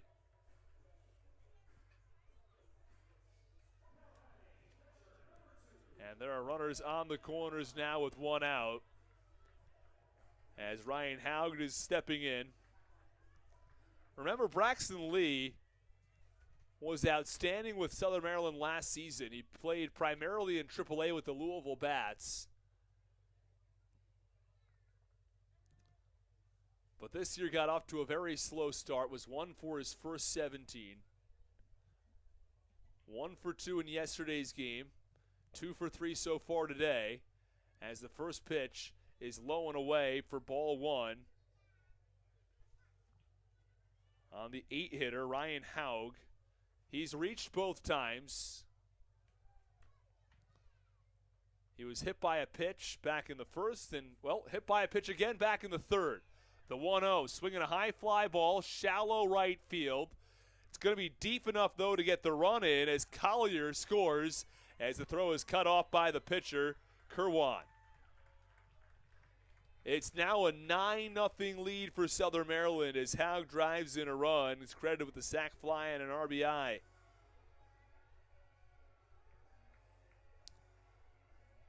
Michael Baca to step in. He's the 9-hitter. Baca has not reached base yet today. He had a double play back in the first and grounded a third in the third. Now in the fourth inning, 9-0 Southern Maryland. First pitch, that's away for ball 1. Braxton Lee still stands on first. With a score like this, I would be a little surprised to see him going, but he has the speed to advance to second base on a steal. There's no question about that. The first pitch, or the second pitch, I should say, is cut on and missed in the count 0-2. There are now 2 outs after the sac fly.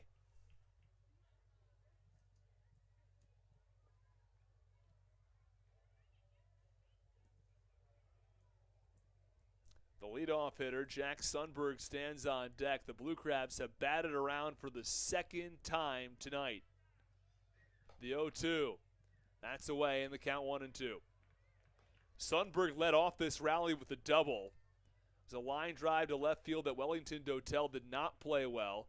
Sort of reached for it, ended up getting by him. And then Ruby Silva doubled. And then a home run from Jared Walker. The 1-2 pitch. Called strike 3. The home plate umpire, Jim Clayton, telling the 9-hitter, Michael Baca, that it's a strike, and he does not believe it. Either way, at the end of 4 innings, the Blue Crabs 9.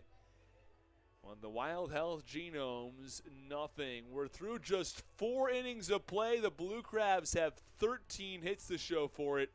You're listening to the Blue Crabs broadcast on the Hometown Real Estate Broadcast Network.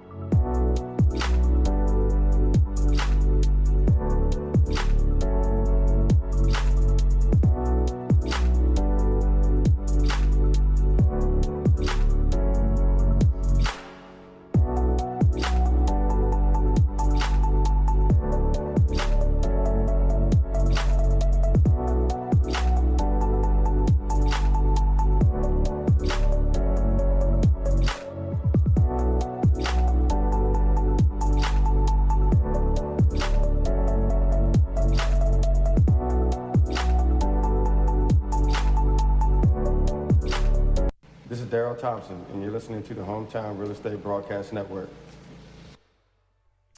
Top of the 5th inning, Mitch Lamson back out for his 5th inning of work. Gone 4 innings thus far. He has allowed 3 hits, and he has walked just 1. A very strong start after his first outing. Was a bit tough. The Blue Crabs picked up the win in that game. They gave him 21 runs of run support as the first pitch is cut on and missed, but Lamson allowed 6 runs over 4 innings. Robbie Kellerman digs back in from the right side. 7, 8, and 9 due up in the Wild Health Genomes order. The 0-1. That's a little upstairs in the count 1-1. The Kentucky Wild Health Genomes share their stadium with the Lexington Legends. The two of them play down at Wild Health Field. 1-1. Swing and a miss, count 1-2. Mitch Lamson ahead in the count. The Blue Crabs went down to Wild Health Field to play Lexington in the opening series where they took 3 out of 4. That was where the Blue Crabs won 21-8. And Mitch Lamson had his first start, the 1-2. Cut on and fouled over to the right side, and the count remains 1 ball and 2 strikes.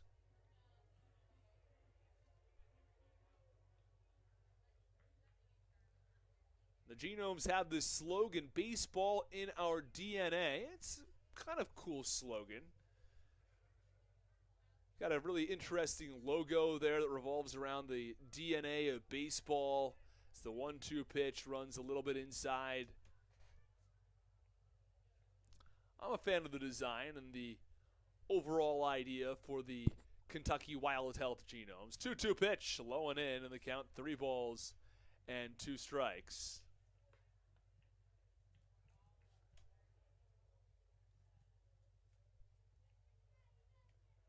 Kellerman steps out. He restraps his batting gloves in the top of the 5th inning. The Blue Crabs have put up crooked numbers in the 1st and the 4th. 3-2. Low and in, and that is a walk. Just the second walk issued by Mitch Lamson tonight. Runner on first base now with nobody out. Andrew Kiefer to step in. Kiefer is 0 for 1. He flied out to right his first time up. Be followed by Breland Almodovar.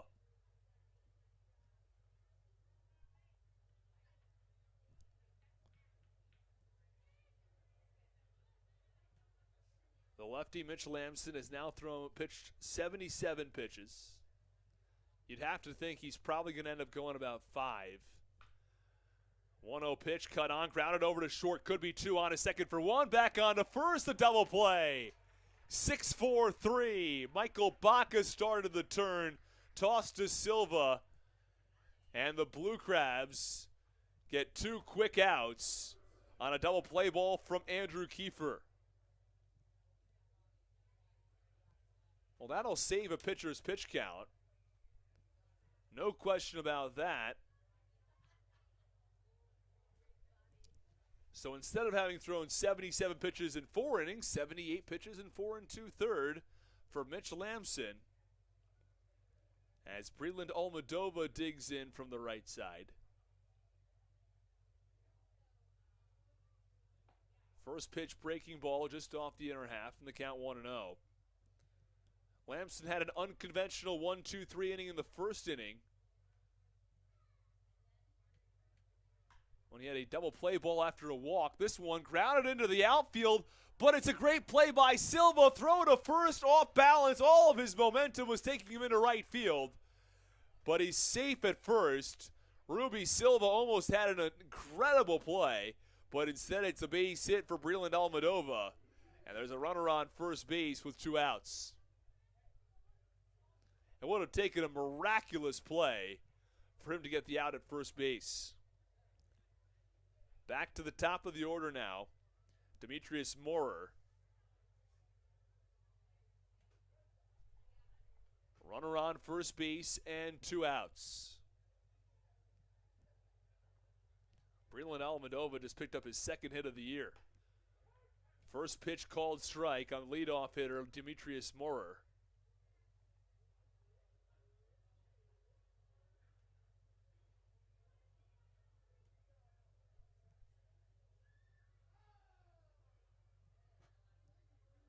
The 0-1 offering. Breaking ball, cut on and missed, and the count 0-2.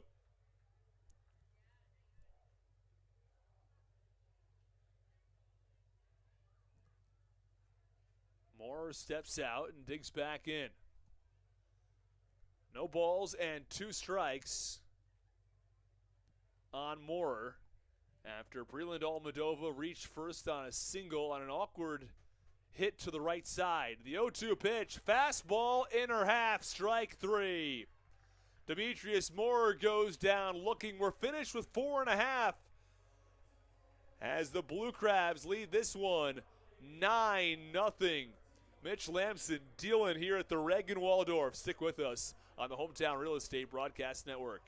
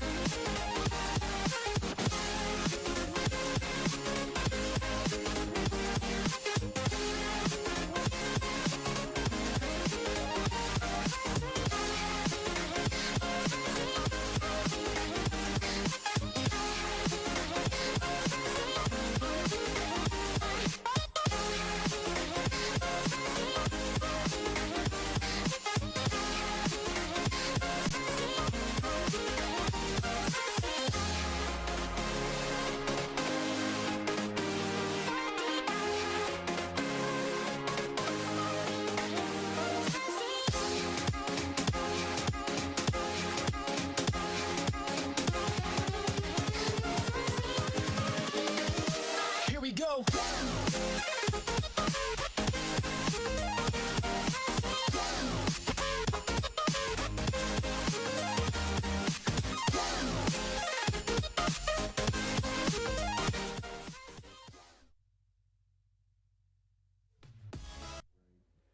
This is Jack Sundberg, and you're listening to the Hometown Real Estate Broadcast Network.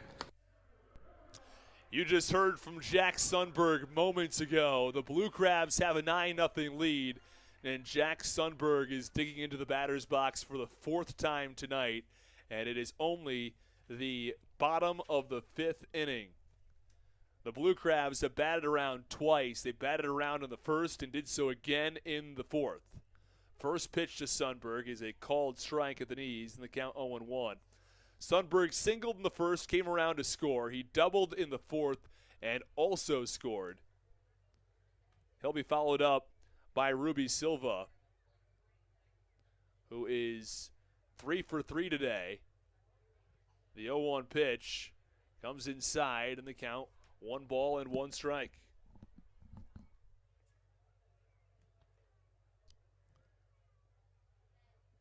Ruby Silva doubled in the first, doubled in the second, and singled in the 4th. Drove in a couple of runs along the way. As Sundberg leads things off here in the bottom of the 5th. Southern Maryland 9 and Wild Health nothing.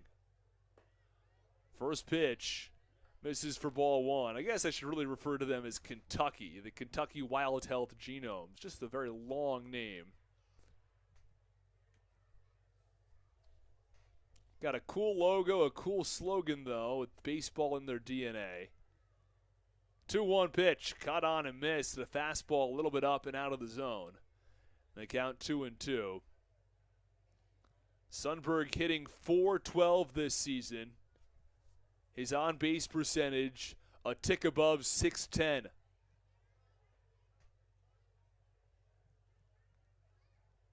William Kerwan, the pitch. Low and away, and the count now 3 balls and 2 strikes on Sundberg.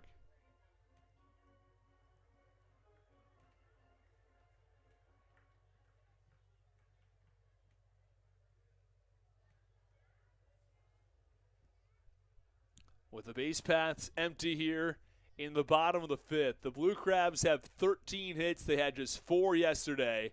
And the 3-2 is low. You don't want to walk Jack Sundberg, but that's just what the Kentucky Wild Health Genomes did, as the 3-2 was low and out of the zone. And Sundberg is on for the 3rd time tonight.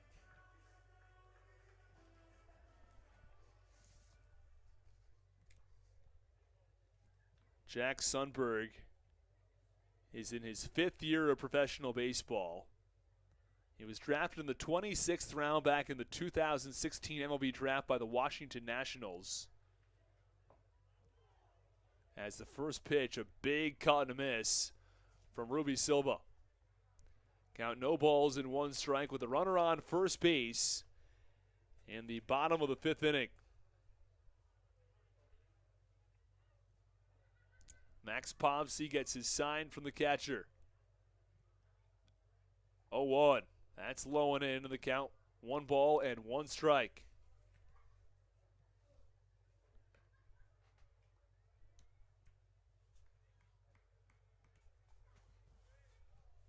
Silva will be followed by Jared Walker. Walker is 2 for 3 in tonight's game. Singled, then hit a 2-run home run. The 1-1 pitch. Swinging a high fly ball, deep left field. Dotel back to the warning track at the wall, and he makes the catch for the first out. Ruby Silva gave that one a ride, but Dotel was there in front of the wall to make the catch, and there is one away.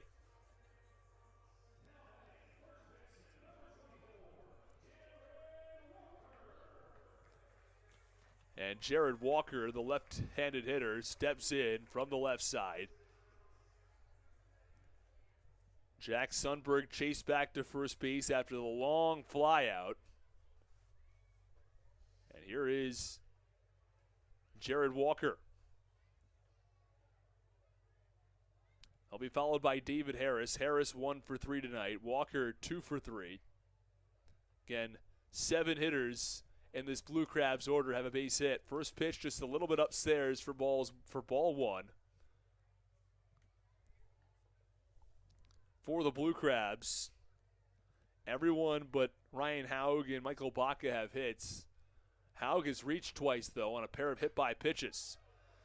The 1-0 delivery is swung on and lined into left field for a base hit. Jared Walker aboard for the 3rd time tonight.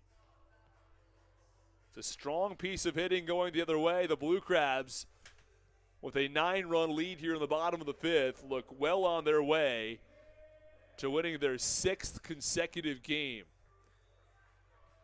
The Blue Crabs started the season 5-1.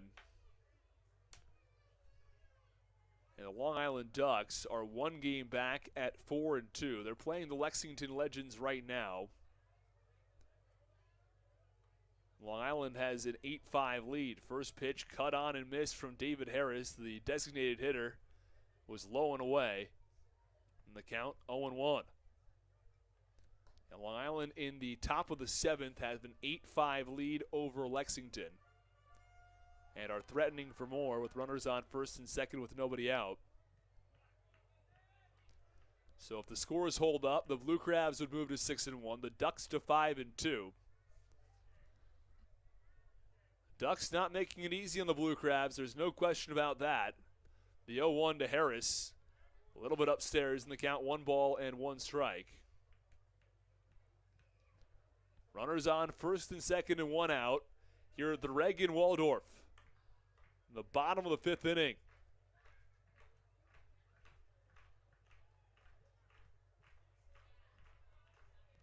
The 1-1 offering is up and in the count. 2 balls and 1 strike. Harris was outstanding in the series against Lexington at Wild Health Field, which is also the home, as you might be able to guess, the Kentucky Wild Health Genomes. They share the field with the Lexington Legends. Harris was 7 for 15 there. The 2-1 pitch, again up and in the count. 3 balls and 1 strike on Harris. William Kerwan has struggled a little bit with his control. He walked Sundberg to lead off the inning, but he's been hit very hard. Silva nearly went yard with an opposite field home run. And Walker roped a single into left, I should say, moments ago. 3-1, again up and in. And they walk Harris. It's the second walk issued by Kerwan in the inning, and the bases are loaded with 1 out. Blue Crabs have scored 9 runs, and the Genomes pitching staff has retired or has pitched just 4 1/3 innings. And here comes Alex Crosby. Things aren't going to get any easier. Crosby is 2 for 3. He's reached base all 3 times. The only time he didn't get a hit was when it was an error by the shortstop, Andrew Kiefer, I should say.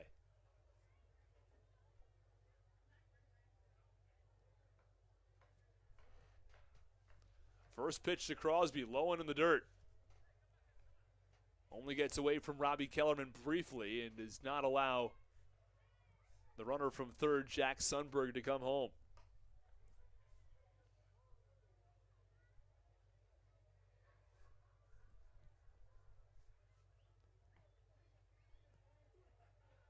Harris from first, Walker from second, Sundberg from third in the bottom of the 5th inning. 1 away, and it's 9-0 Blue Crabs. The 1-0 pitch, swing, and a high pop-up, shallow left field. Tough play, but the shortstop Kiefer ranges over to make the grab for the second out. So there are 2 away now in the bottom of the 5th inning. 9-0 in favor of Southern Maryland as Zach Collier comes to the plate. The Blue Crabs threatening for more, up 9 runs in the 5th inning. Zach Collier, who had a RBI double his last time up, digs back in for Southern Maryland. looking to blow this game further open. Southern Maryland has 14 hits tonight, 10 more hits than they had yesterday in 4 fewer innings, I should say. First pitch runs inside on Zach Collier, and the count 1-0. Just to recap this inning, Sundberg led off with a walk. Ruby Silva hit a fly ball to the warning track and left. Jared Walker singled. Harris walked. And Alex Crosby popped out to short. The 1-0 pitch, swinging a high fly ball, left field rather deep. Dotel is there in front of the warning track where he makes the grab for the final out. The Blue Crabs strand 3. They had 1 hit. They walked twice, but do not add a run here in the bottom of the 5th inning. It's still 9-0 Southern Maryland. You're listening to the Hometown Real Estate Broadcast Network.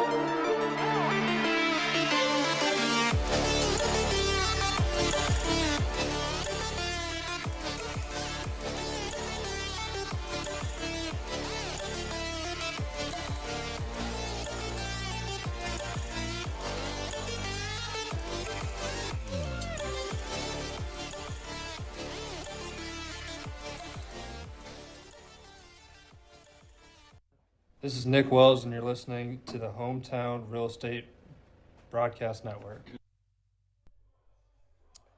Top of the 6th inning, Mitchell Lamson is back out on the mound. He's thrown 5 innings, allowed just 4 hits. He's walked 2, but has not allowed a single run as the Blue Crabs continue to dominate this one 9-0.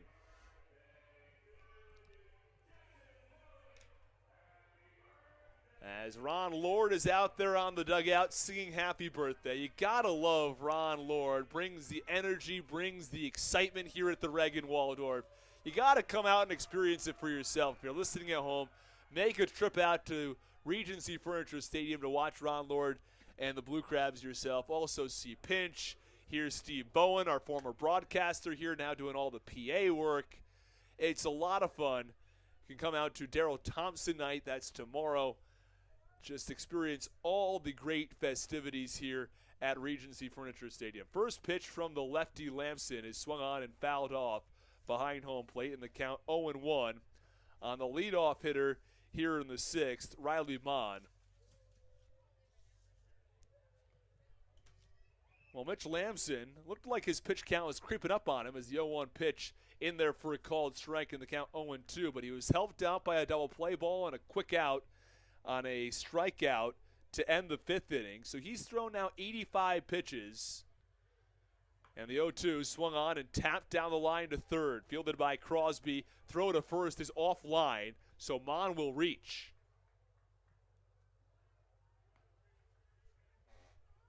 Well, there was a little bit of backup there as Ruby Silva was covering behind the bag, or at least got there quickly. It prevented it from being more than just a one-base error.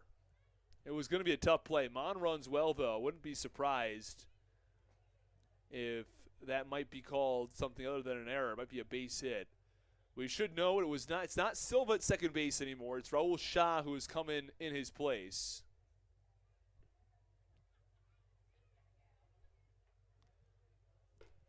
First pitch to the 3-hitter, Felix P.A.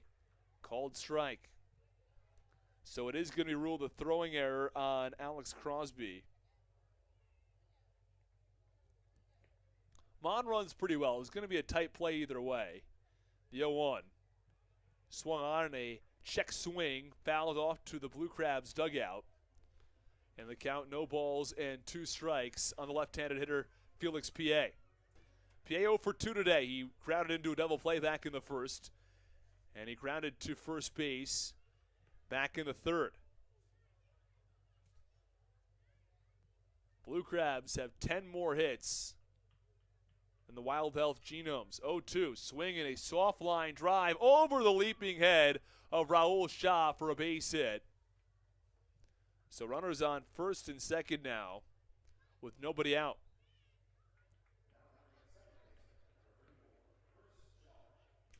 And Chris Shaw comes to the plate. Chris Shaw struck out back in the second and doubled in the fourth.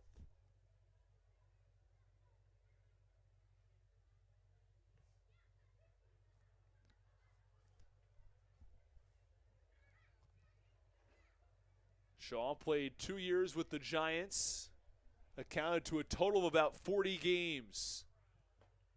First pitch, strike of the belt, and the count 0-1 on the lefty. Riley Mon from second, PA from first. All Blue Crabs tonight, 9-0 behind 14 hits. The 0-1, that's low, and the count 1 ball and 1 strike on the 4-hitter, Chris Shaw. Both Felix P.A. and Alex Shaw, or not Alex Shaw, Chris Shaw, I should say, have spent time in Major League Baseball. The 1-1, fastball at the knees for strike 2. The count 1 ball and 2 strikes with nobody out here at the top of the 6th.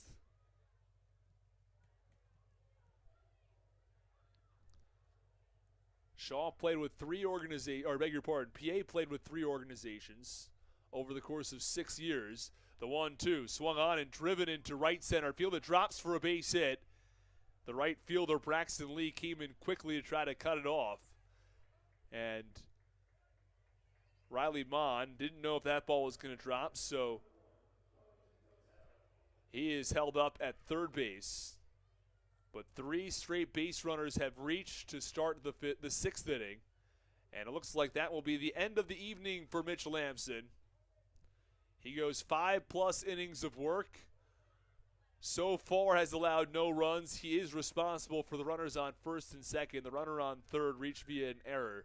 So he is not technically responsible for that runner. But he finishes his evening having gone 5+ innings of work. 6 hits. He walked 1. But a very strong performance from the left-hander after allowing 6 runs in 4 innings in his first outing. He allows no runs. He is responsible for 2 runners on base here in the top of the 6th. We'll step aside briefly for the pitching change. Be back after this on the Hometown Real Estate Broadcast Network.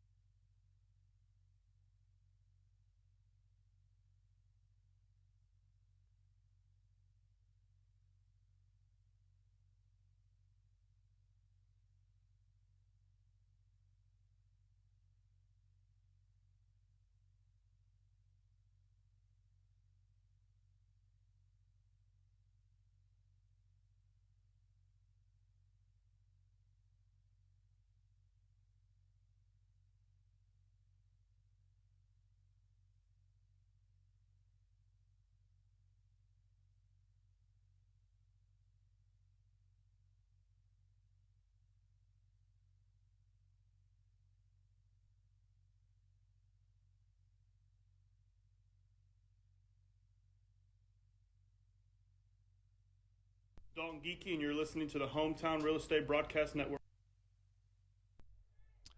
Top of the 6th inning, Blue Crabs all over the Wild Health Genomes as they lead this one 9-0.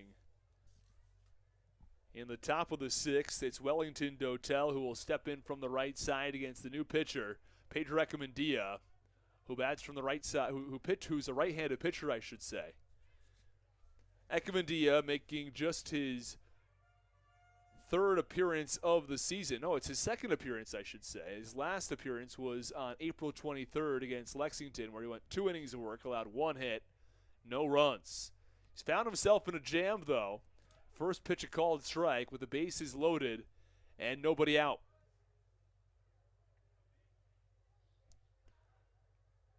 Well, Mitch Lamson went 5 innings, allowed 6 hits. He walked 1. But it's found himself in a little bit of trouble here. I beg your pardon. He walked 2 in this one. And the bases are loaded with nobody out. Echemendia trying to limit the damage. Technically, Lamson is not responsible for the runner on third. That's Riley Mon, who reached on an error. Is responsible for Felix P.A. and Chris Shaw, who both singled. 0-1. Low in the count, 1 ball and 1 strike. Here in the top of the 6th inning.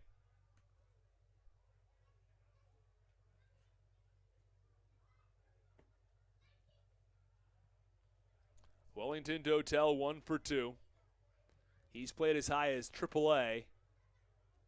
Grounded to second in the second, singled in the 4th.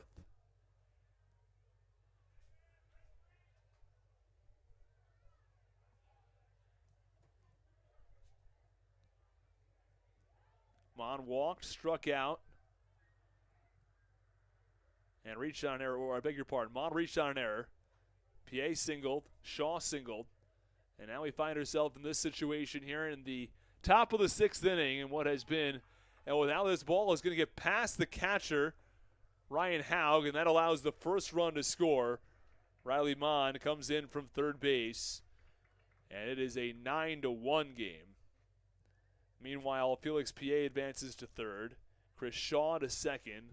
Pitch was a little bit low, and Haug's now going to go out and have a discussion with Echemendia. Make sure they're on the same page. Count now 2 balls and 1 strike on the righty Dotel.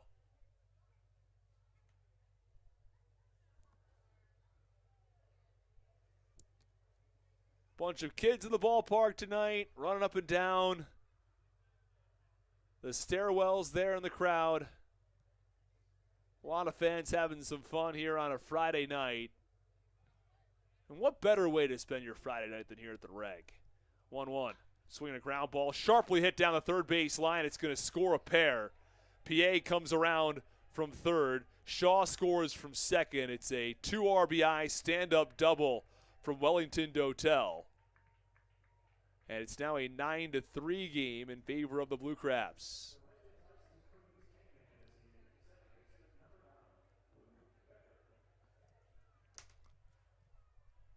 So the Wild Health Genomes on the board. Still a long ways to go as they're down 9-3. The Blue Crabs have 14 hits in this game. That was just the 7th hit from the Genomes.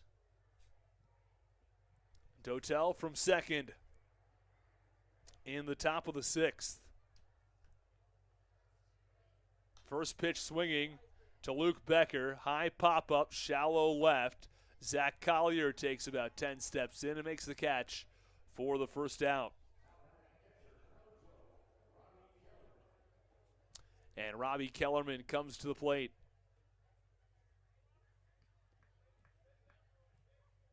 Well, as I was mentioning, it's a lot of fun to come out here to the ballpark. It's always fun to come to a baseball game, especially on a Friday night. No work the next day for most of you. I'll be back here tomorrow, of course, for tomorrow night's contest. That will be game 2 between the Blue Crabs and the Genomes. If things hold up, the Blue Crabs will have won 6 in a row. That ball gets past Haug, didn't know where it was, then finds it, throws to third, but Wellington Dotel quickly took off. Throws on the wrong side of the bag would have been a very hard play for Crosby, and now there's a runner on third base with one out.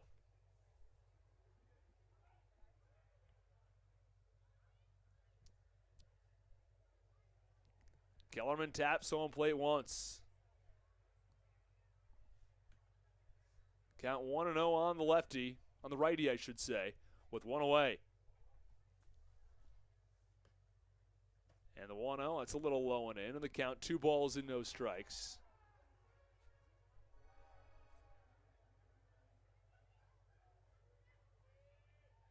Runner on third base, 1 out in the top of the 6th inning.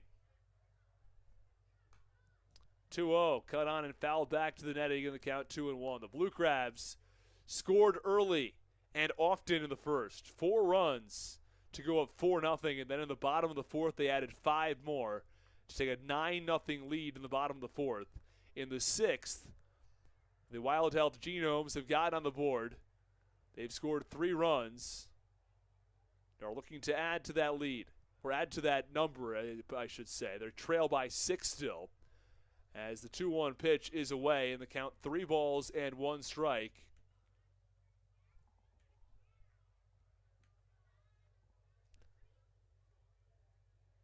Got a runner on third base here. If you can score another run here and cut it to 9-4 in the 6th, it is by no means out of the question they can come back in this game. 3-1, cut on a foul tip from Robbie Kellerman, the 7-hitter in the lineup. Well, the Blue Crabs looked like they were going to walk home to victory without any issues, but the Wild Health Genomes trying to make it interesting here in the 6th.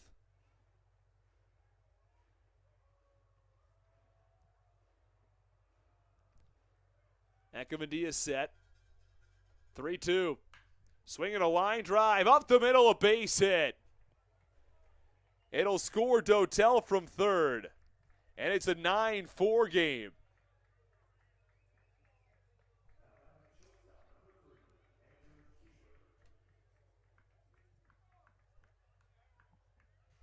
And the Blue Crabs have their lead cut to a 5-run lead.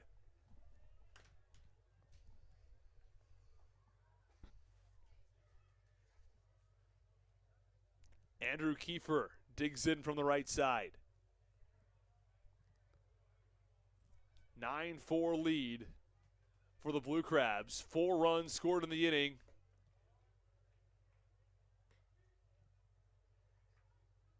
For the Wild Health Genomes.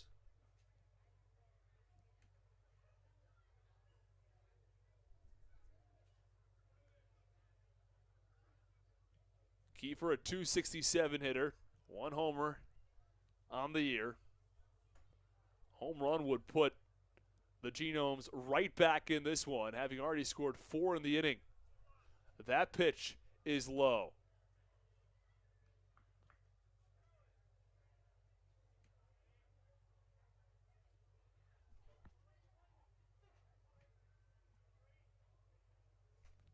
Count 2 balls and no strikes on Andrew Kiefer.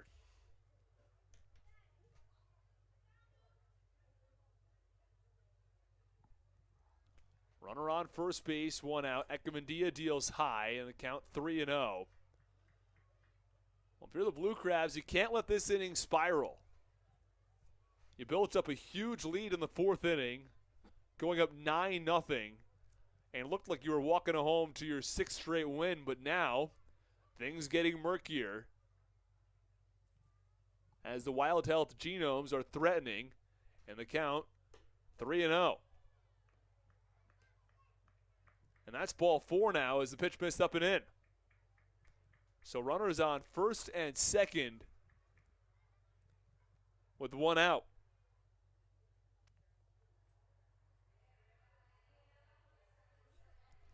Runners on first and second with 1 out. Darryl Thompson, the pitching coach, going to come out to have a few words with Echemendia as Lamson will now be charged with 2 earned runs, 3 total runs, Echemendia has allowed one. Also responsible for the 2 base runners on. And here is the 9-hitter, Breland Almadova, who came into this game just 1 for his first 11. But he's got a hit today. He's 1 for 2. And barring a double play ball, the Wild Health Genomes will have batted around. That'll be the 3rd time in this game at least one of these 2 teams have batted around as we close in on 9 p.m. here on the East Coast.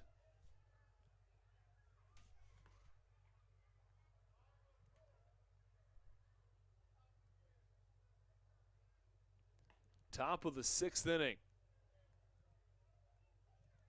Pitch from Echemendia. Called strike. The catcher, Ryan Haug, jumped to his feet trying to see if anyone was a little bit too far off their line. There is a pitcher warming up in the bullpen.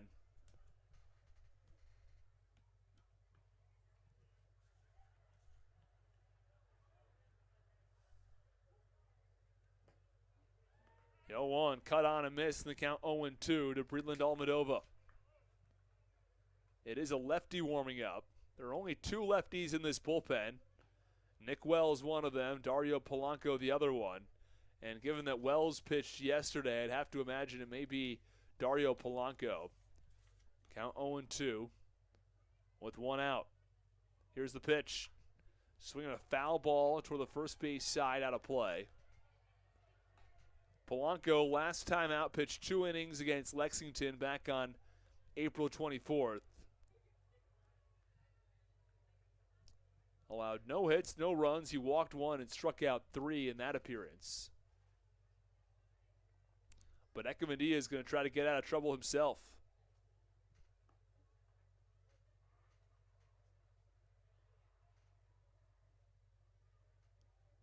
He's set. Here's the 0-2 offering. Swinging a fly ball, right field. Braxton Lee moves in and makes the grab. No tag attempted from Robbie Kellerman. He'll stay right there at second base. So runners on first and second still with 2 outs. Back to the top of the order, it's Demetrius Moorer.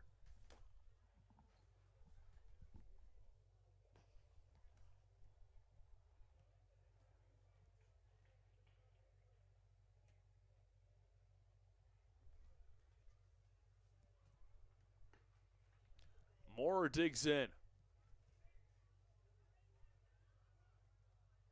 First pitch. Fastball of the letters for a strike, and the count 0-1.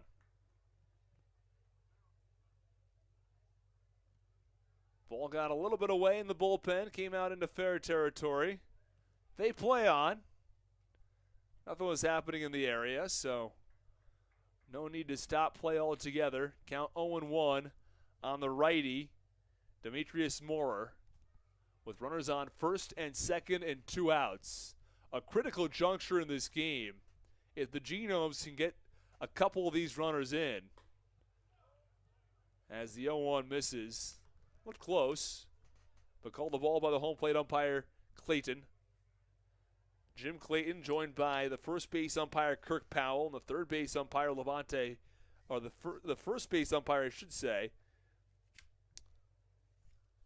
is Kirk Powell.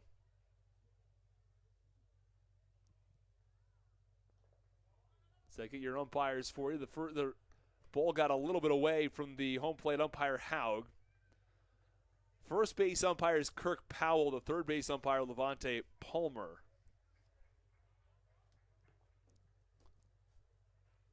Runners on the corners now with 2 outs.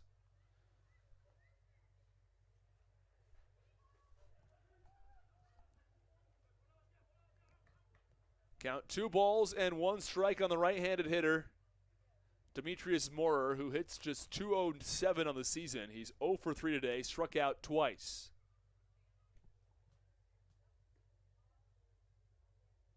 Two-one pitch.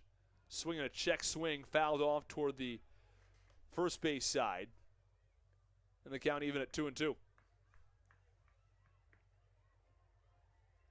So the Wild Health Genomes have officially batted around here in the 6th inning.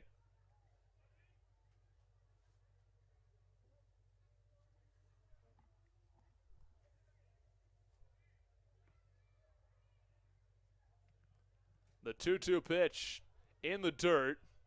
Almost got away from Ryan Haug, but he kept it in front of himself. And the count 3 balls and 2 strikes on the righty, Breland Almadova. Or beg your pardon, on the righty, Demetrius Moorer. Almadova flied out. He was the last batter. Kellerman from third, Kiefer from first.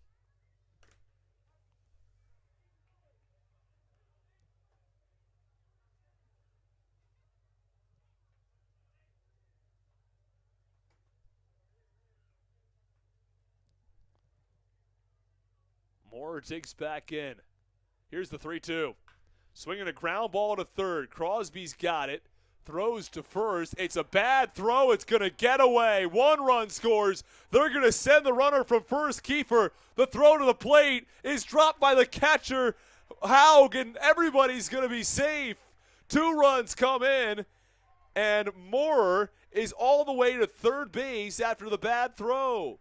Oh, my, how things spiraled on that play. Looked like the inning was about to be over, but instead, it is a 6-run inning for the Wild Health Genomes, and this is a 9-6 game. The umpires are going to get together and discuss things about whether or not that ball maybe was out of play, which will set runners back, but otherwise it looks like things are going to stay where they are. So Stan Clyburn now having a discussion with the umpiring crew. The first base umpire, Kirk Powell, standing by the decision that ball was in play.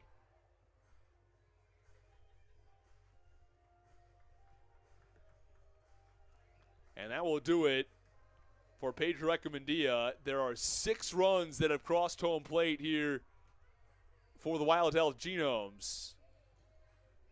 And what has been a long 6th, couple of errors, and all of a sudden Kentucky is back within 3, and there's a runner on third base 90 feet away for making this a 2-run game. We'll step aside. New pitcher coming in for Southern Maryland. When we come back, we'll sort out the details on the Hometown Real Estate Broadcast Network.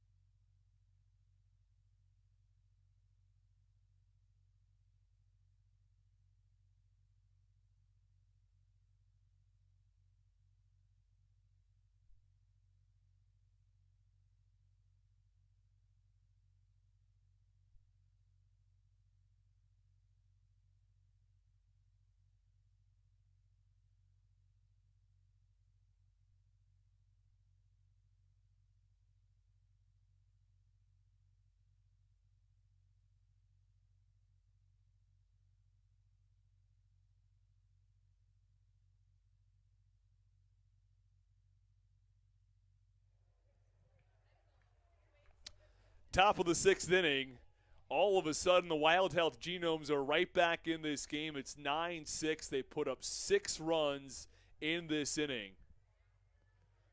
It looked like this inning was about to end when the Blue Crabs had a 9-4 lead, and it was a ground ball over to third from Demetrius Moore, but a bad throw that got away. No one was covering behind first base as it got past Jared Walker. First pitch. Big cut and a miss from Riley Mann, I should say. And the runner on third, Demetrius Moore, who got there after the ball got past the first baseman, Walker. And the runner all the way from first. This one, a ground ball over toward the second base side. Going to be a really tough play. There is no play. Another run scores. It's an infield single, and it's 9-7.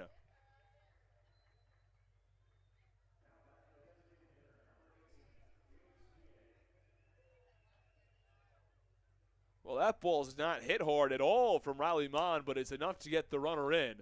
And all of a sudden, it is a 9-7 game here at the Reg in Waldorf. It was 9-0. The Blue Crabs appeared to be ready to walk away with this one in their sleep. Instead, it's 9-7, and the bats for the Wild Health Genomes have come alive. Been a couple of errors in this inning, and Felix P.A. takes a called strike one. The 11th batter to come to the plate here in the 6th. 0-1, that's outside in the count. 1 ball and 1 strike. Well, it seemed as if the Blue Crabs would not have to worry about pitching Briseño and Latos and Nick Wells as the pitch is swung on, hit high in the air, shallow right field. Sundberg finally makes the catch for the last out of the inning, and that'll do it. It's 9-7. The Genomes scored 7 runs and sent 11 batters to the plate in the top of the 6th inning. But ultimately, they get the final out behind Dario Polanco to end the inning. Well, the Genomes score 7. Stick with us. It's 9-7 Blue Crabs. You're listening to the Hometown Real Estate Broadcast Network.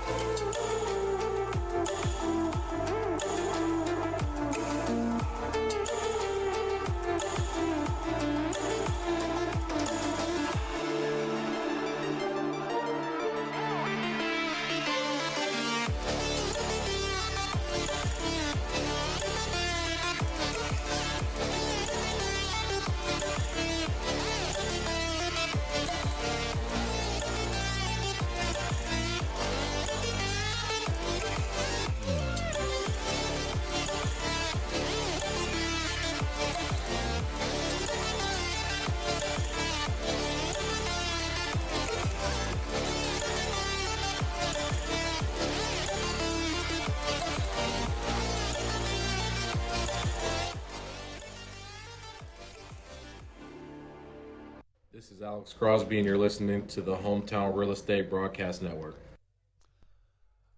Bottom of the 6th inning, and I think you'd be forgiven if you didn't remember where we left off in the bottom of the 5th. It's Braxton Lee who's coming to the plate after 11 batters came to the plate for the Wild Health Genomes. And the count, 1 ball and 1 strike now on Lee, after the Genomes put up 7 runs in the top of the 6th inning and have gotten this back to a 2-run game. The 1-1 pitch, swinging a slow ground ball to first, and the first baseman, Shaw, steps on the bag for the out. Oh, no, wait, is he coming back? Is it going to be a foul ball? A bizarre play there down the first baseline.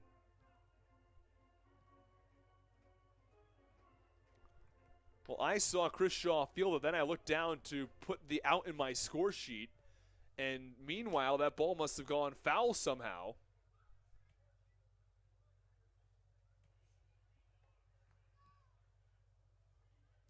Well, the count 0-2 on Braxton Lee.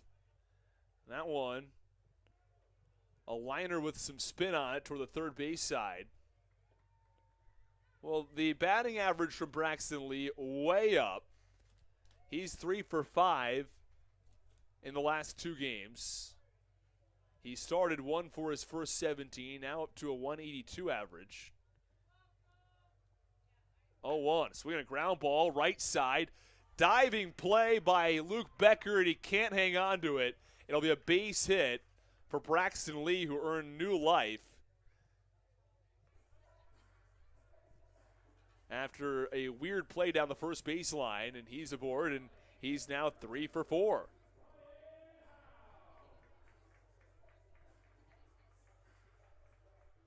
And Ryan Haug to step in for Southern Maryland. Well, the hits keep on coming for the Blue Crabs. That is their 15th of the game.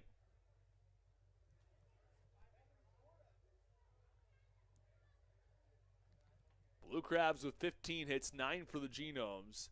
Southern Maryland leads this one 9-7. We're only in the 6th inning. First pitch is upstairs to Ryan Haug. The Blue Crabs will have an opportunity to get some breathing room here in the bottom of the 6th inning. And it looked like they were going to run away with this one. They were up 9-0 all of a sudden. The Genomes say not so fast. They put up a 7 spot in the 6th. The 1-0, swinging a line drive, left center field. This drops for a base hit. Haug has his first hit of the day. He's reached base now safely for the 3rd time tonight. He was hit by a pitch in the first, hit by a pitch in the 3rd, had a sac fly in the 4th, and now a single here in the 6th. He's had 4 productive at-bats, but this is the first time he's gotten himself a base hit. And here comes Michael Baca. Ruby Silva is also out of the game, as Raul Shah has entered. I think when Stan Clyburn made that change, he probably thought this game was out of reach, but instead, it's now a 2-run game. Raul Shah will now bat second. He's in the hole now. Well, Michael Baca squared around a bunt, and he bunted foul. And the count 0-1 on the right-handed hitting shortstop. Runners on first and second, nobody out. Southern Maryland 9, and the Kentucky Wild Health Genomes 7.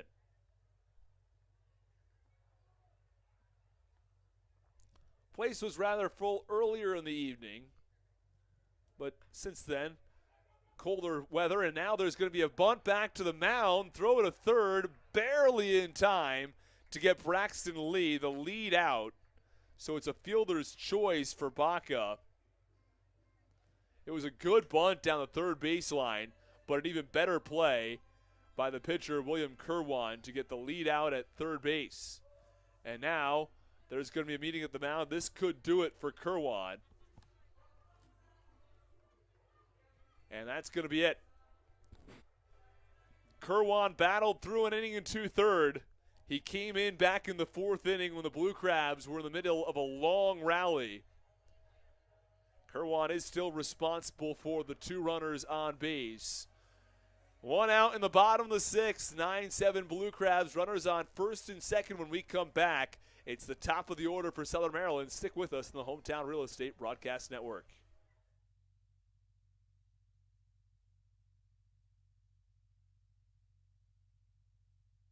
This is Michael Baca, and you're listening to the Hometown Real Estate Broadcast Network. So, what do you like about your home? Go outside sometimes. Practice like hockey. I like to build Legos at home. Ride my dirt bike. Hometown isn't just a part of our name, it's who we are. We know Southern Maryland because it's our hometown. We are Hometown Real Estate. We'll see you at the park, the grocery store, or the ball field. And we know why living here is great. Give us a call today at 443-275-9910 or visit us online at wehelpyouhome.com. We are your neighbors. We are Hometown Real Estate. Let us help you home.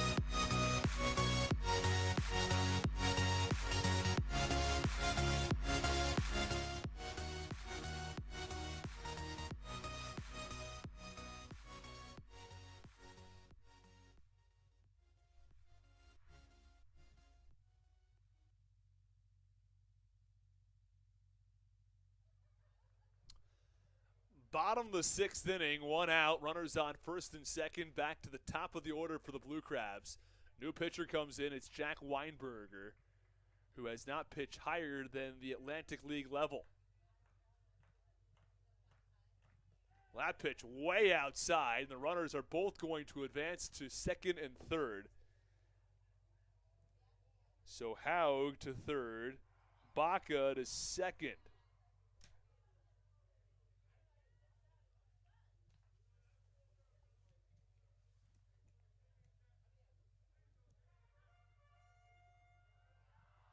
So Jack Weinberger, 26 years old, out of New Hampshire.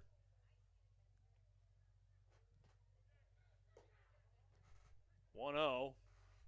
That misses away, and the count 2 balls and no strikes. Pitched at Springfield College and was in the NECBL for one summer in Vermont. Then signed with the New Jersey Jackals of the Frontier League last year before being traded over to the Charleston Dirty Birds. 2-0 pitch gets by the catcher Kellerman and allows 1 run to score as Haug, I should say, comes in from third base and scores, and Baca goes from second to third, and Sundberg is now ahead in the count 3-0. And the pitcher, Jack Weinberger, is having a tough start to his evening. Well, it's tough when you have runners coming in, runners on base when you come into a game. Talked to a number of pitching coaches about this, and they all sort of say the same thing, or a lot of them do at least, that, it's a different mindset when you come in, you've got runners on, you're dealing with someone else's problem in theory. And the Blue Crabs now lead this one 10-7, I should have up on the scoreboard there. As 7 runs are put up by Wild Health back in the 6th inning. And the 3-0 is way outside, and Sundberg walks. It's his 4th time on base tonight. But back to my point earlier about coming in with runners on base, you don't have the clean slate. You're dealing with the runners on first base, trying to keep them on. You're working out of the stretch as opposed to working out of the windup. And it's a totally different set of circumstances for a pitcher when you're coming in under those circumstances. So Sundberg from first, Baca from third. And now that it's a 3-run game, would not be at all surprised to see Sundberg try to take off for second base. Possibly even on the first pitch. Doesn't go, but the first pitch is up and in on the 2-hitter, Raul Shah, who came in as a defensive replacement for Ruby Silva back in the top of the 6th inning before the Wild Health Genomes put up 7 runs.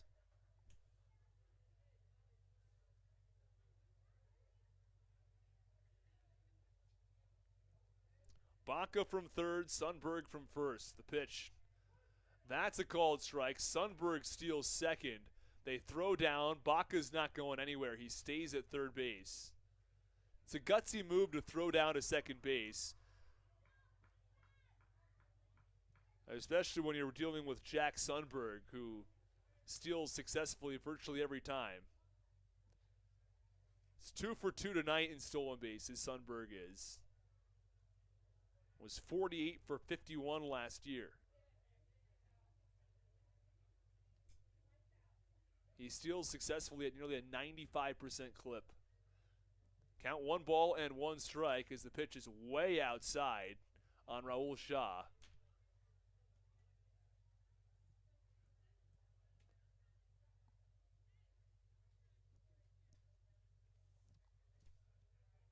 Two balls, 1 strike on the righty Shah with runners on second and third and 1 out. 10-7 Blue Crabs in the bottom of the 6th inning. Infielders are in. Swinging a foul ball off the ankle of Shah. The count runs to 1 ball, or 2 balls and 2 strikes.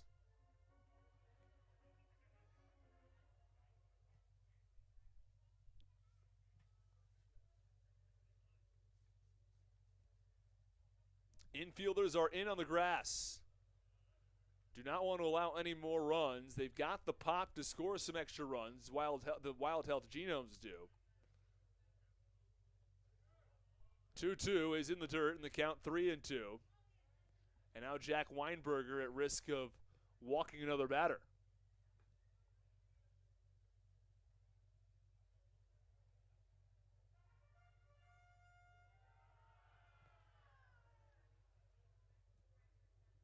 The temperatures start to cool down here at the Reagan Waldorf. Temperatures at 51 right now with the wind. And the wind is motionless. The flag out in right center field, not moving at all. As the 2-2 pitch, ground ball to short. Throw to the plate is in time to get Michael Baca. Nice tag by Robbie Kellerman, the catcher, after the shortstop Andrew Kiefer threw a perfect throw home. And so it's a fielder's choice for Raul Shah. Runners on first and third with 2 outs. Jared Walker comes to the plate. He already has a double, a home run, or I beg your pardon, a single, 2 singles and a home run. Well, that'll straighten it up. Finally, we got it to you there. Single in the 5th. 2-run homer in the 4th, and an RBI single back in the 1st. Either way, a big evening so far for Jared Walker. So runners on the corners with 2 outs and a 10-7 lead for the Blue Crabs. First pitch, a called strike on the left-handed hitter. Walker now tied for the Atlantic League lead with in home runs with 4. Hit his 4th homer tonight. A bomb to left center. Sundberg from third, Shaw from first. Bottom of the 6th inning. The 0-1. Swinging a high fly ball. Shallow left field. The shortstop Kiefer goes out. The left fielder comes in. And no one makes the catch as they collide. They're going to try to go home. And he's going to be safe as well. Both runners come in and score. Shaw scores all the way from first. And then Sundberg scores from third. The left fielder, Dotel, is down in the process.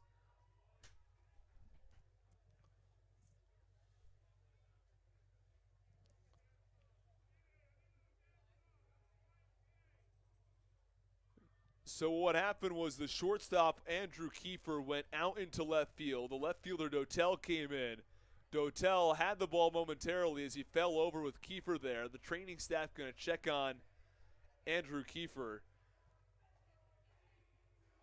And meanwhile, Jared Walker ends up at second base in a crazy turn of events. They also had Raul Shah out at the plate by a mile, but the catcher, Robbie Kellerman, dropped the ball.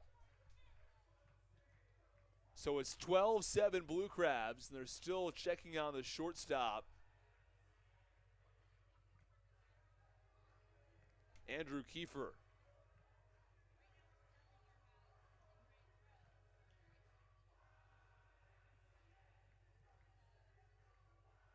As we have a slight break in the action for the injury timeout. Either way, 2 runs have come around and scored. The Blue Crabs have extended their lead to 12-7. They've got 3 runs in the inning.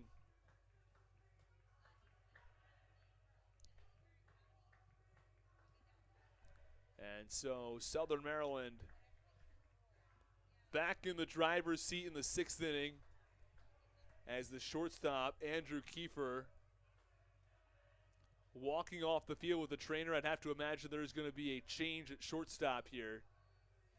But we'll take a brief pause. The Blue Crabs lead at 12-7 here in the 6th.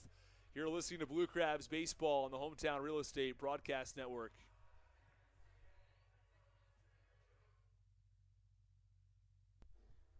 This is Andres Briseño, and you're listening to the Hometown Real Estate Broadcast Network. This is Alex Merrithew, and you're listening to the Hometown Real Estate Broadcast Network.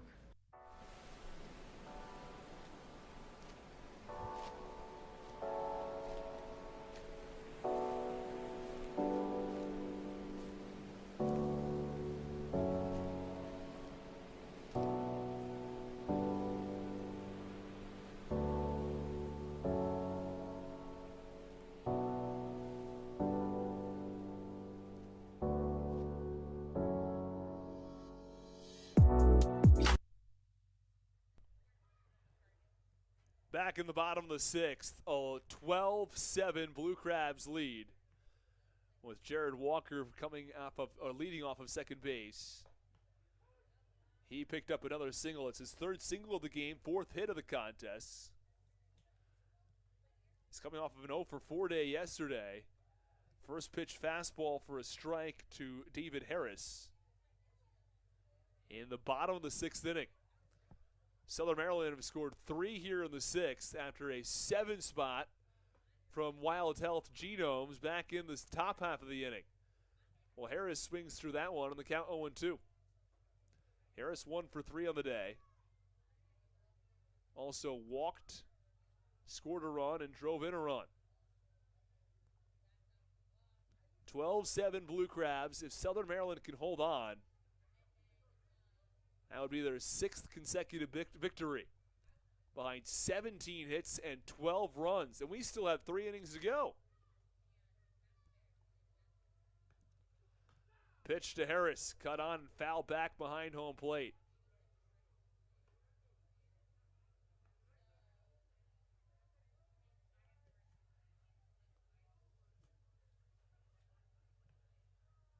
Harris steps back in.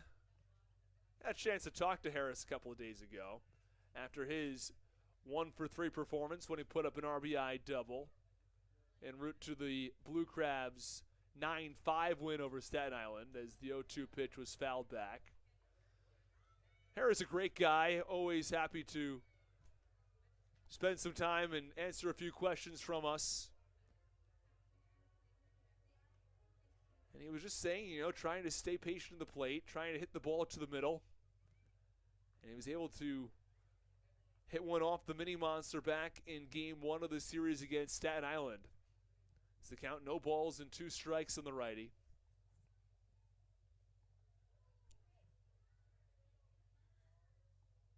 Oh, 2. Cut on and foul back to the netting, and the count remains 0-2. Well, if you want a polar opposite to yesterday's game, you got it today. It was a 1-0 pitcher's duel yesterday. The Blue Crabs mustered 4 hits. Staten Island got 3. Well, tonight it's 12-7 Blue Crabs. Southern Maryland has 17 hits, and Kentucky has 9. 2 teams have combined for 26. They had combined for 7 yesterday. And we're only in the 6th inning. The 0-2. Swing, and Harris fouls it off the inside of his left ankle. I do think he's got some sort of a pad there, a shin guard of sorts. Tries to shake out that left leg. Count remains no balls and 2 strikes.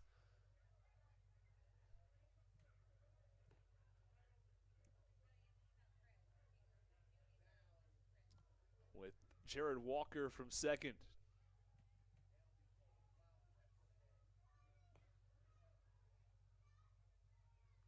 Weinberger set. Here's the 0-2. Way outside. It gets by the catcher, Robbie Kellerman, which allows Jared Walker to advance to third base.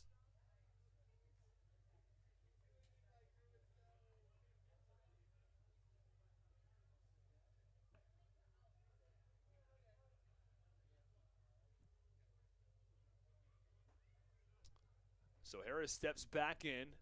Walker from third. 12-7 Blue Crabs. Pitcher warming up in the bullpen. At the end of the top of the 6th, Dario Polanco had come in. But after such a long layoff, I would not be at all surprised to see him come out of the game here.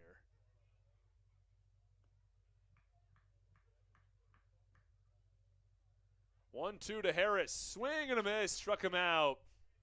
Harris goes down, swinging on a breaking ball, a little low and out of the zone, and that'll end the bottom of the 6th inning. Southern Maryland scores 3, though they strand 1, and lead this game 12-7. Stick with us at the Reg in Waldorf. You're listening to Blue Crabs Baseball on the Hometown Real Estate Broadcast Network.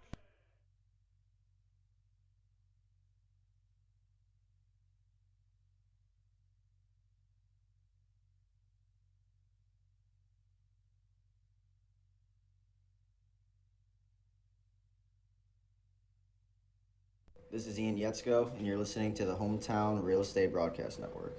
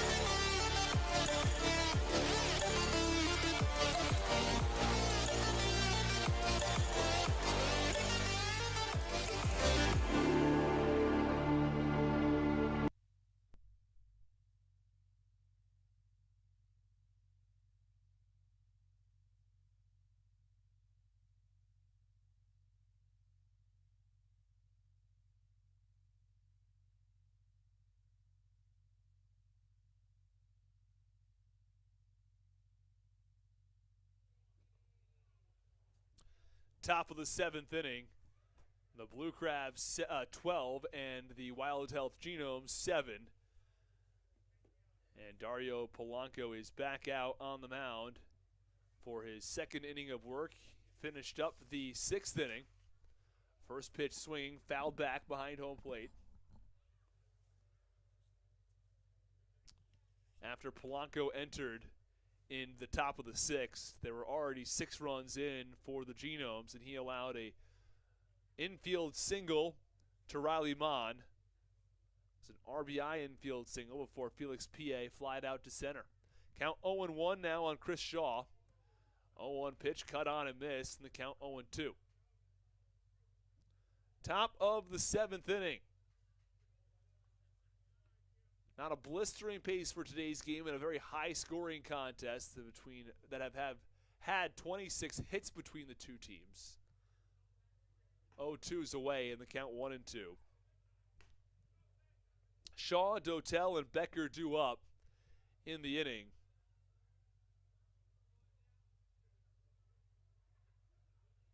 There's been no shortage of offense from the Blue Crabs. 17 hits. That one swung on and lined into right field for a hit. And Kentucky has a runner on first base with nobody out.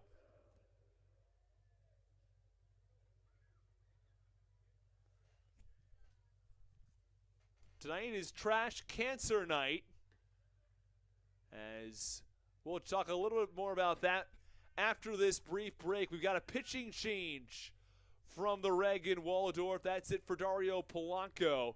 We'll talk all about Trash Cancer Night when we come back. It's 12-7 Blue Crabs here on the top of the 7th from Regency Furniture Stadium.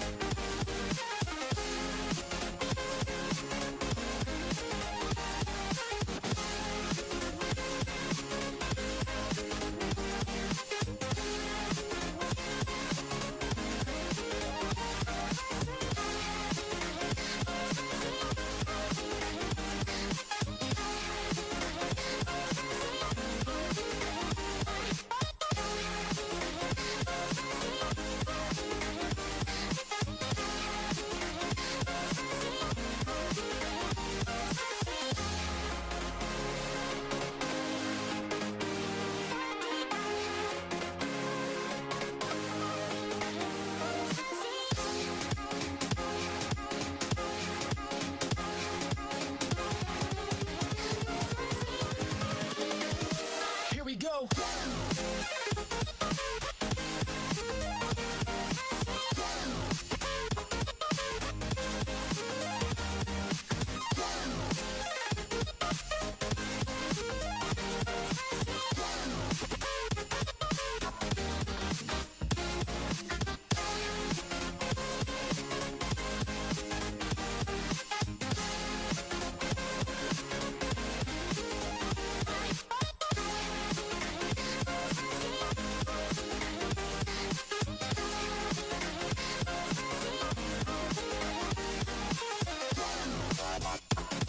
This is Ryan Haug, and you're listening to the Hometown Real Estate Broadcast Network. Well, you just heard from Ryan Haug, who is doing the catching in tonight's game. He will be catching the new pitcher for the Blue Crabs, Alex Marathu. Marathu has gone 2 2/3 innings so far this season. In 2 appearances, allowed 1 hit and 2 unearned runs. The Kentucky Wild Health Genomes have a runner on first base with nobody out in the top of the 7th, 12-7 Blue Crabs. I said I was going to talk about Trash Cancer Night before the break, and we're going to get there right now. So before the game, you were allowed to hit a trash can on one of those metal trash cans, sort of the way the Astros did a couple years ago during their whole cheating scandal. This time you could do it for fun, and you could donate. All the proceeds went to cancer research. So that's what tonight was, Trash Cancer Night. You could hit a trash can and help donate money to fight against cancer. Everybody affected by this horrible disease. And, of course, donating money, one way to try to combat that. This is a pitch hit high in the air, a deep right field off the bat of Wellington Dotel. But the right fielder, Braxton Lee, ranges back onto the warning track to make the grab for the out.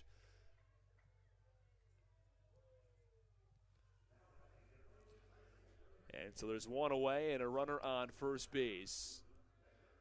Between the 6th and 7th innings, the trash cans that the fans were hitting today were destroyed on the park as fans continued to hit the trash cans until they were completely and utterly misshapen. So a runner on first base with 1 out in the top of the 7th. Luke Becker digs back in from the left side. There's a called strike on the outer half, and the count 0-1.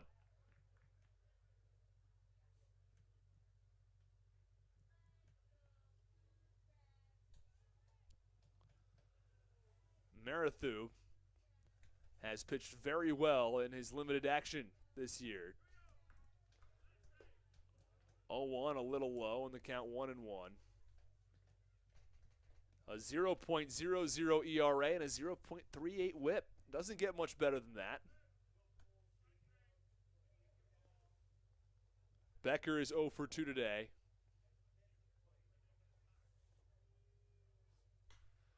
The 1-1 cut on, line drive down the third base line for a base hit. It'll be extra bases as Shaw is stopped at third base.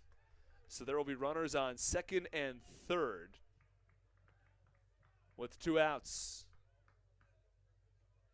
So an opportunity for Kentucky to try to cut back into this lead. They scored no runs in the first 5 innings, had 7 runs in the 6th.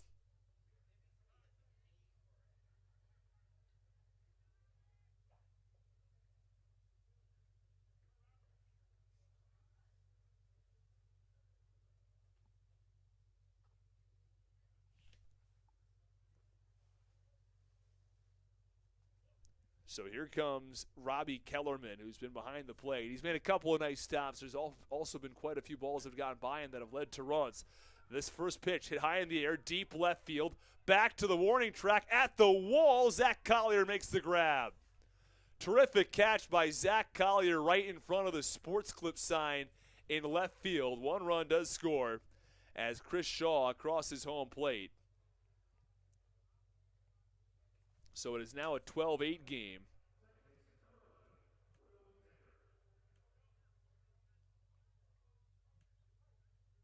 So 2 away, though, in the top of the 7th. Marathu has allowed a couple of hard-hit fly balls, one to the warning track in left center, the other to the warning track in deep right.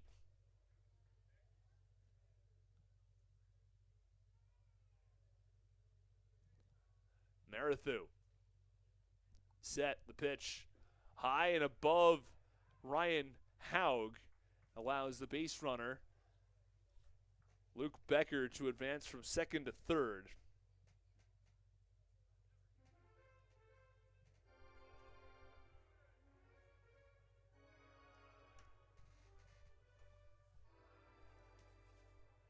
Andrew Kiefer, the batter. Count 1 ball and no strikes on the lefty, as the Genomes look to drive in the batter. Drive in the man on third. Cut this to a 3-run game. 1-0 is in there for a strike. Blue Crabs have used Edris Briseño, Matt Latos, along with Nick Wells in the last 2 games. So not everybody is available, as the 1-0 pitch swung on, or 1-1 pitch, I should say, swung on and missed.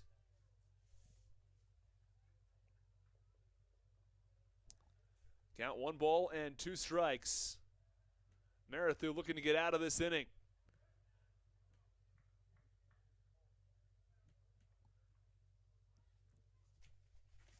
After a leadoff single from Chris Shaw, there was a fly out to right, a double by Luke Becker, a sacrifice fly. And there are 2 away now with a runner on third base. Andrew Kiefer steps back in. It's actually a pinch hitter who's come in for him. It's Will Decker.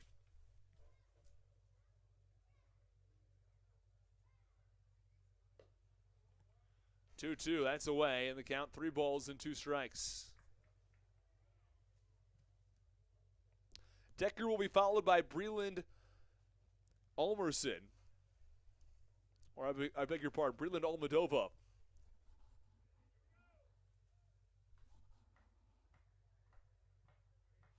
Runner on third, 2 outs. Here's the pitch, swinging a ground ball down the third base line. It's going to be extra bases. Luke Becker scores from third. Will Decker trots into second with an RBI double. And Kentucky's deficit down to 3. It's a 12-9 game.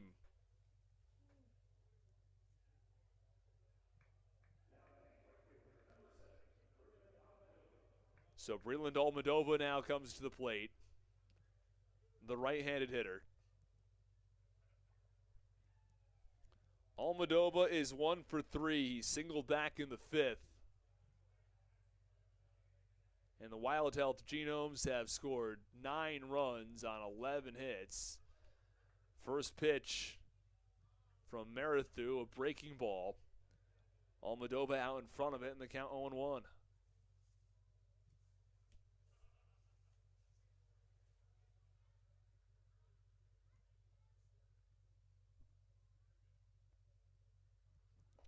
And the 0-1, that's low, and the count 1 ball and 1 strike.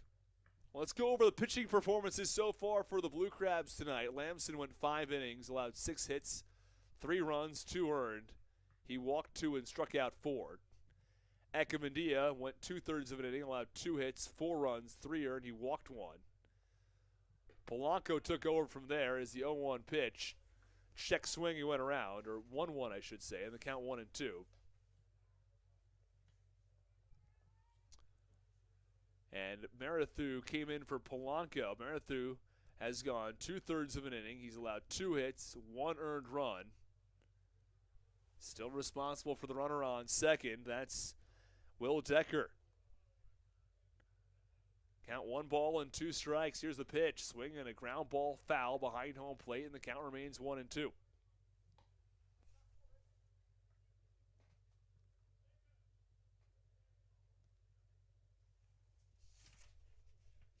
Well, 4 Blue Crabs have had 5 plate appearances in the first 6 innings. It's not every day you have 5 at-bats in 6 innings. Many games you won't get 4 at-bats in a game. Yesterday, number of Blue Crabs hitters didn't have 4 at-bats. There's the 1-2 pitch, struck him out. And that will end the top of the 7th inning. It's 12-9 Blue Crabs. Stick with us in the Hometown Real Estate Broadcast Network.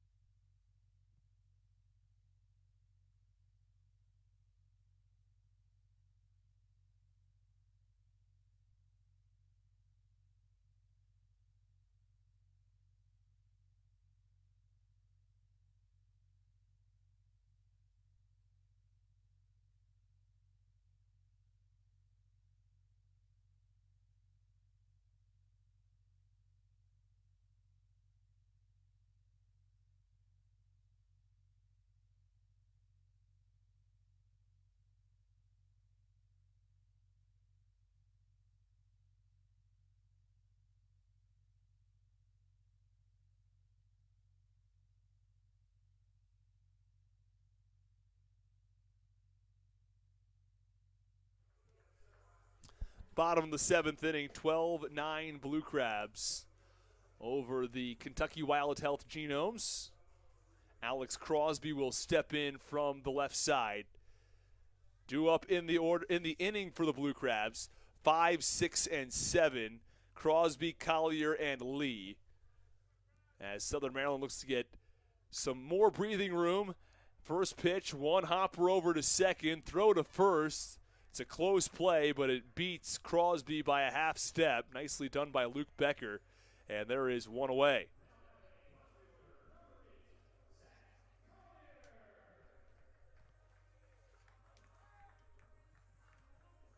Here comes Zach Collier. He's 1 for 3. He doubled and drove in a run back in the 4th. The Blue Crabs, remember, they have 17 hits today. Kentucky has 11 of their own. And because the Blue Crabs used so many of their arms yesterday and the day before, it's tough to say who's available in this 3-run game as the first pitch is low and in, the count 1-0. Based on what's happened in the 6th and 7th, you have to be happy with the performance Mitch Lamson put forward in the first 5. Completely held Wild Health off the board. 1-0, that's low, and the count 2-0. We apologize for some technical difficulties out in center field. As the camera briefly went out there, we're going to try to make sure that stays up for the rest of the game here.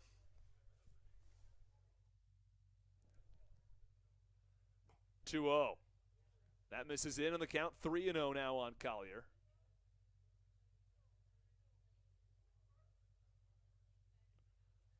Base paths empty with 1 out in the bottom of the 7th inning. The Blue Crabs 12 and the Genomes 9.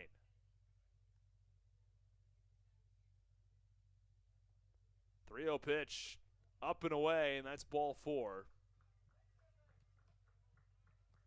Runner on first base now with 1 out.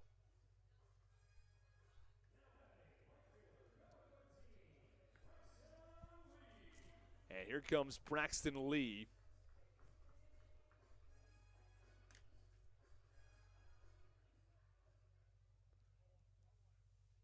Lee, a left-handed hitter. Collier from first with one out. Lee had a really tough start to this season. He was 1 for 17 to start the year, but he is off to a terrific start in today's game where he's 3 for 4. And the catcher, Kellerman, had trouble handling that pitch, lost sight of it, was low in the dirt, and that allowed Zach Collier to advance to second.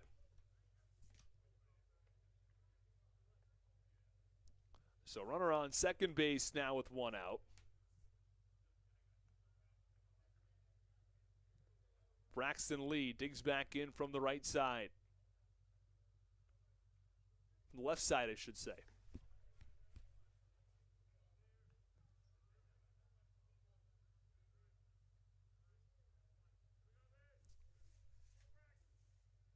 Jack Weinberger is already pitched an inning. The offering, this one, lined into left center field for a base hit. Collier headed to the plate. He will score all the way from second. It's an RBI single from Braxton Lee. And it is a 13-9 lead.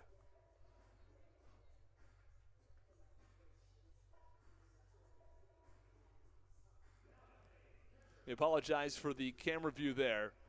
But Collier does have an RBI single, or Collier is brought in on Braxton Lee's RBI single.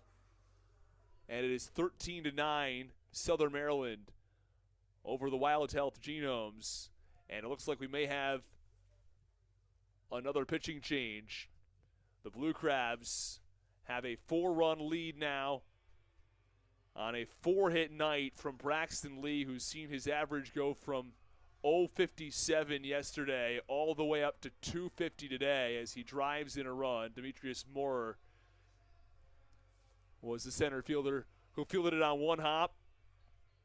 He had a range over to left center, and Zach Collier came around to score from second base. We're going to step aside briefly here on the Hometown Real Estate Broadcast Network. 13-9 Blue Crabs.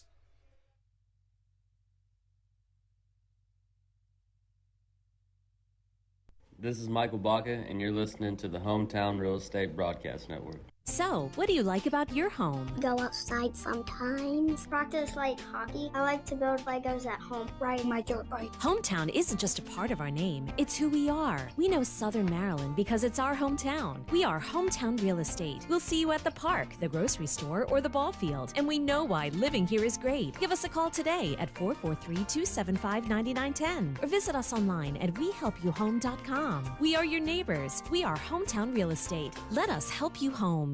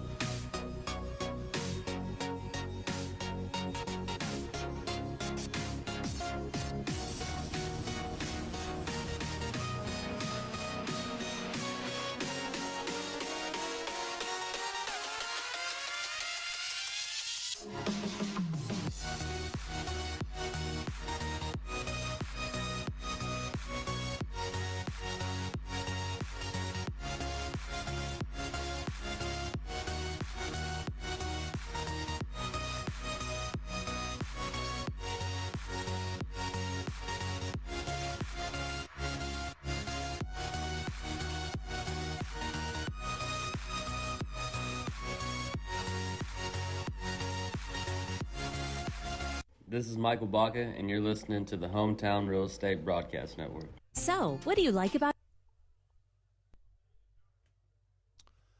bottom of the 7th inning. Blue Crabs 13 and the Wild Health Genomes 9. First pitch misses low for ball 1 on Ryan Haug, the 8-hitter. There's a runner on first base with 1 out. Blue Crabs have 1 run already in the inning. Haug will be followed by Michael Baca, who you just heard from briefly. Blue Crabs with 18 hits on the night, 12 for the Wild Health Genomes. First pitch is top foul down the first base side. Jonathan Ramos, the new pitcher, who has entered the game for Kentucky.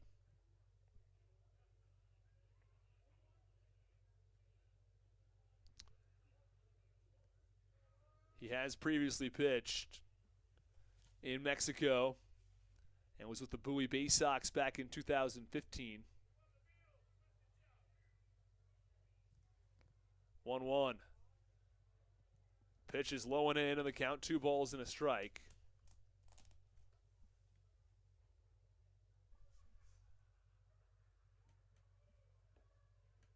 And there's a runner on first base now with 1 out.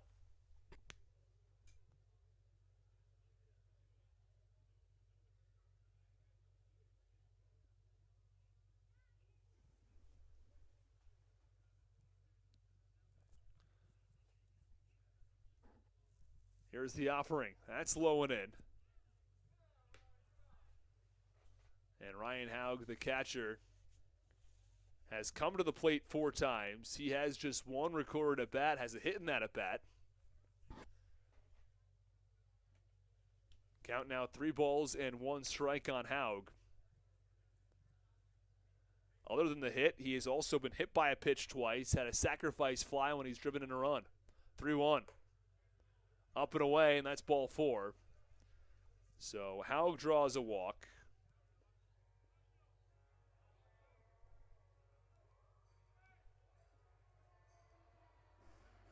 And here comes Michael Baca.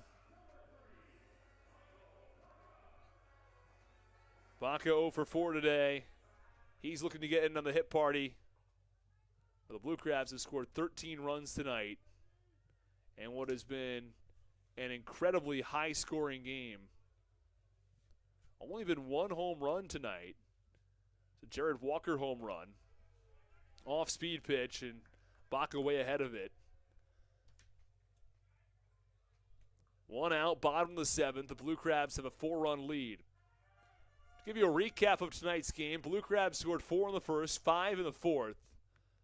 Kentucky with 7 in the top of the 6th. The Blue Crabs with 3 in the bottom of the 6th. Kentucky added 2 more in the top of the 7th. The Blue Crabs had 1 in the bottom of the 7th. And the 0-1 pitch, a wave and a miss, and the count 0-2 now on Baca. Runners on first and second for Southern Maryland. Austin Rooney, joined by our terrific crew here. Dylan, who's been operating the camera all night, braving the cold. It is a chilly evening. It was a very nice evening earlier today as the 0-2 is swung on and dribbled foul toward the first base side.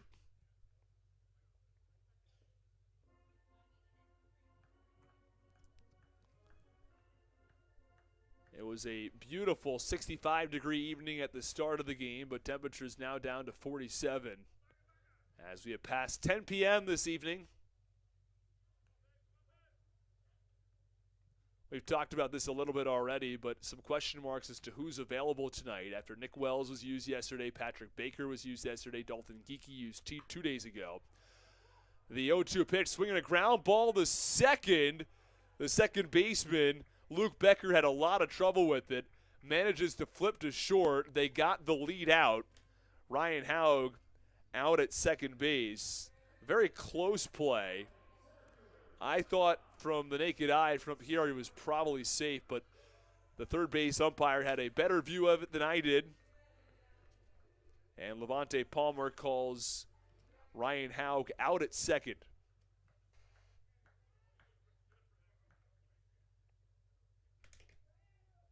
So a fielder's choice from Michael Baca. Runners on first and third now with 2 outs.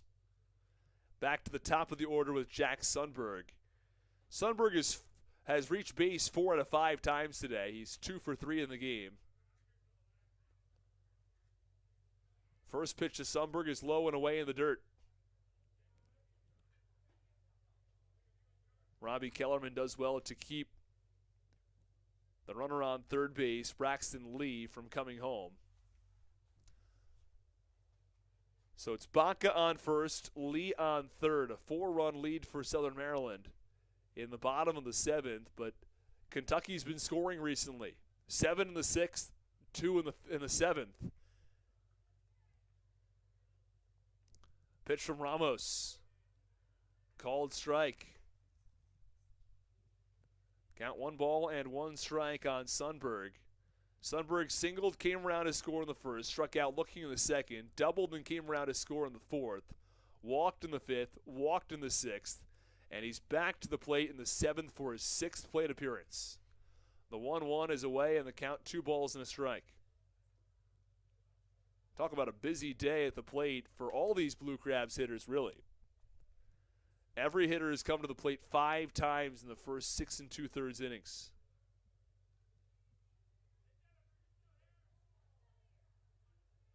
Ramos set 2-1.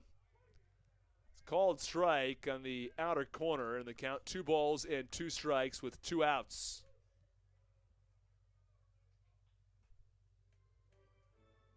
"13 Blue Crabs runs on 18 hits. The Blue Crabs had 4 yesterday. These two teams have combined for 30 tonight. 2-2, low on the count, 3 balls and 2 strikes.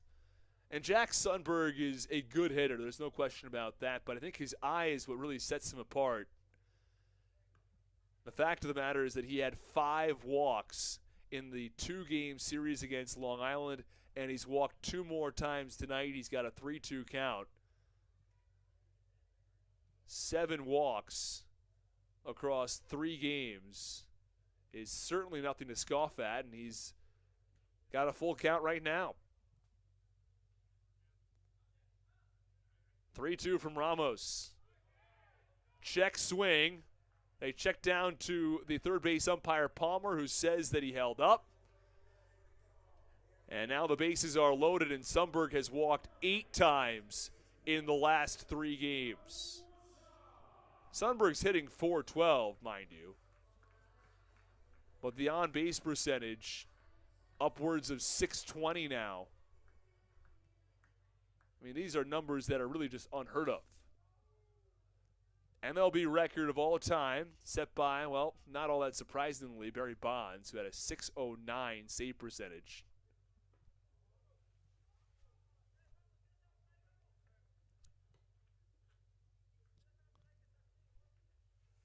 So runners, the bases are now loaded with 2 outs. And here is Raul Shah.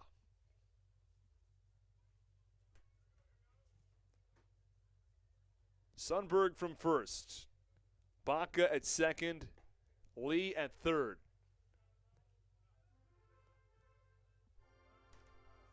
That pitch missed low, and the count 2 balls and no strikes on Shah.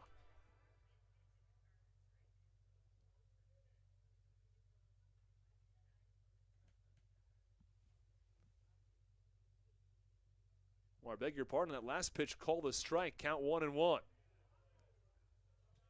Well, the 1-1, that's cut on and missed, and the count 1-2. Bases loaded and 2 outs in the bottom of the 7th as the Blue Crabs look to add to their 4-run lead.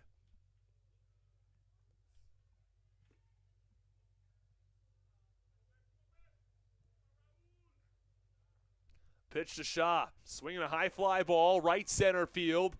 The right fielder, Breland Almadova, I should say, ranges over to right center and makes the catch for the final out of the 7th inning. The Blue Crabs strand 3 at the end of 7. It's Southern Maryland 13. And the Kentucky Wild Health Genomes 9. You're listening to Blue Crabs Baseball on the Hometown Real Estate Broadcast Network.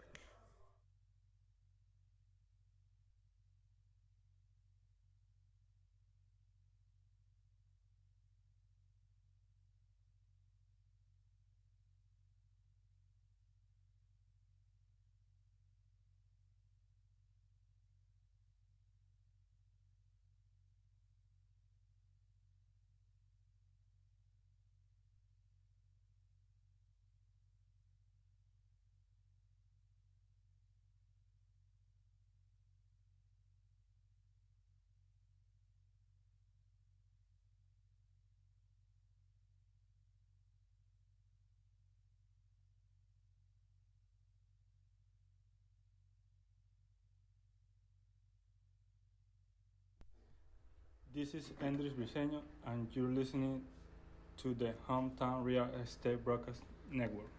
This is Alex Merrithew, and you're listening to the Hometown Real Estate Broadcast Network.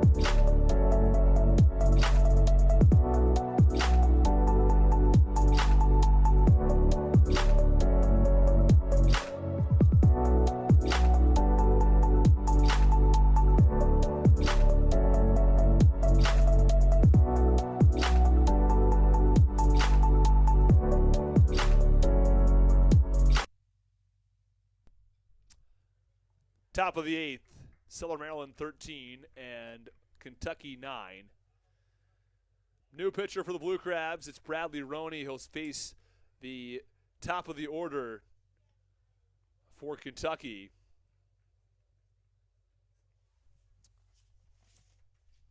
Leadoff hitter, Demetrius Moore, takes a look at ball one to lead things off in the 8th.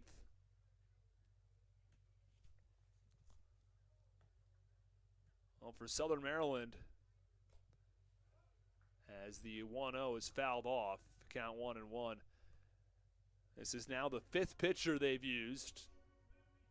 Lamson went 5 innings, allowed 3 runs, 2 earned. Ekamandia allowed 4 runs, 3 earned. Polanco allowed 1 earned run in a third of an inning. Merithu allowed 1 run in 1 inning. And Roney comes into this one.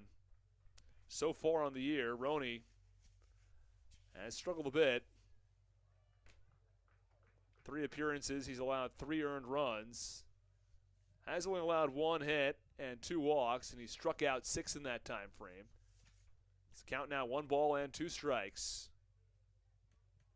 on the righty Moorer. Pitch, that's away in the count, 2-2.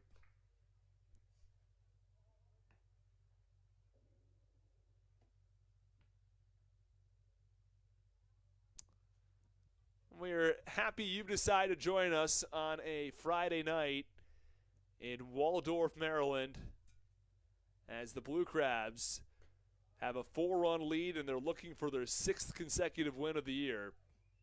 Or 6th consecutive win, I should say. Not of the year. It is also it would be their 6th win of the year as well, but it would be a 6-game winning streak for the Blue Crabs.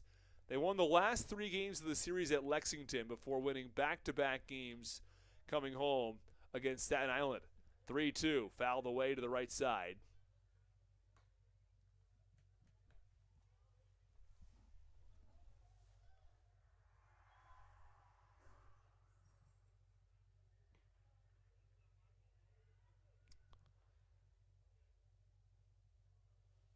Roney set. Here's the 3-2 pitch. Swing and a miss, struck him out. So Roney starts his night with a strikeout on Demetrius Moore. Here is Riley Mon. Be followed by Felix P.A. and Chris Shaw if necessary. Here in the top of the 8th, the Blue Crabs have a 13-9 lead. They've scored runs in 4 different innings, 4 in the first, 5 in the fourth. Sorry, 4 in the first, 5 in the fourth, 3 in the 6th, and 1 in the 7th. as the first pitch is away for ball one. 7 runs scored in the top of the 6th from the Genomes. Got them back in it. 2 more scored in the top of the 7th. The count 2 balls and no strikes now on the 2-hitter, Riley Mon. The pitch, big swing and a miss. Count 2-1.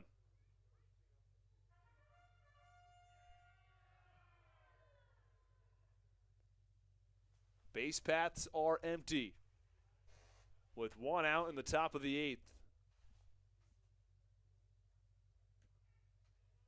2-1, big wave and a miss. Count 2-2.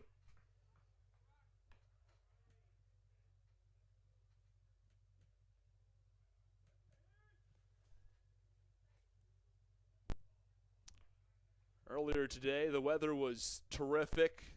Feels like spring in the air. As the 2-2 pitch misses inside, count full at 3-2. Tomorrow it's going to be chilly late at night, but it's going to be nice and warm, 68 at the start of the game. Come out and enjoy some baseball. Next week, though, the weather really turns around. We head toward the 80s as the 3-2 misses. That's ball 4, and Mon reaches. Runner on first base. And 1 out. 79 degrees is the high on Monday. 75 on Tuesday. It reaches 80 degrees on Wednesday. Come out to the ballpark on Tuesday, Wednesday, and Thursday when the Blue Crabs are home. It's part of an 8-game homestand. Called strike on Felix PA as the Genomes have scored runs in each of the last 2 innings. Well, both teams have scored at least 1 run in each of the last 4 half innings.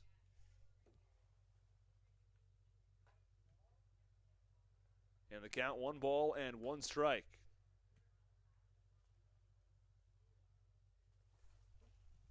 Runner on first base with 1 out. Demetrius Moore struck out back in the 8th, just to lead off the 8th, I should say.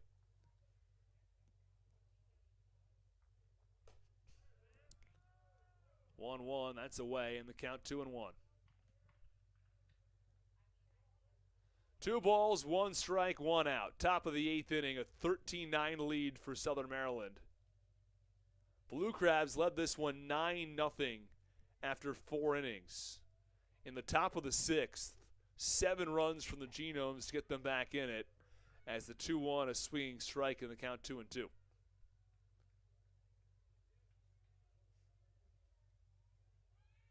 That made it a 9-7 game, and this thing looked like with the momentum that the Genomes had, they might just go ahead and take this win. Instead, 3 runs for the Blue Crabs in the bottom of the 6th. 1-2 pitch cut on and fouled, or 2-2 I should say, fouled back into the seats. Some fans going to try to head over and get that ball. Always nice for a young fan to get a souvenir at one of these games. Makes him a baseball fan forever.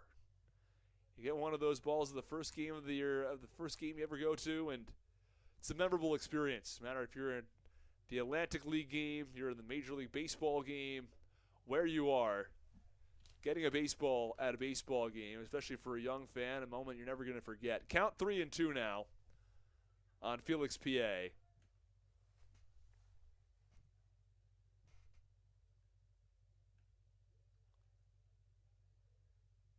Even in these late game situations, even when it's not all that close, each at bat important for every player as PA lines that one into right field for a hit. So runners on first and second now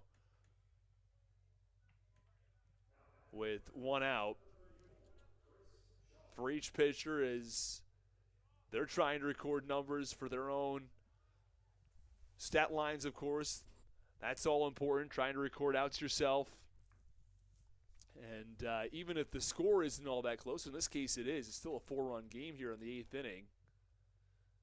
That bat's important for hitters. Of course, all these players eventually trying to get back up to the major league level. You have to put forward good at-bats and good appearances on the mound to try to get there. So even the score might not be all that close. The at-bats are important for the hitters, the innings for the pitchers, and all the while these teams are trying to pick up wins. The Blue Crabs are doing a great job of that. They've won 5 of the first 6 games. The last 3 games at Lexington and won back-to-back since returning home. Trying to put forth a 6-game winning streak. And Shaw fouls that one off. Blue Crabs have 13 runs on 18 hits. For the Genomes, 9 runs on 13 hits.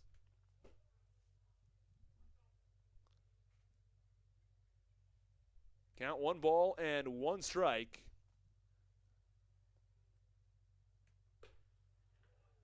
Big wave and a miss.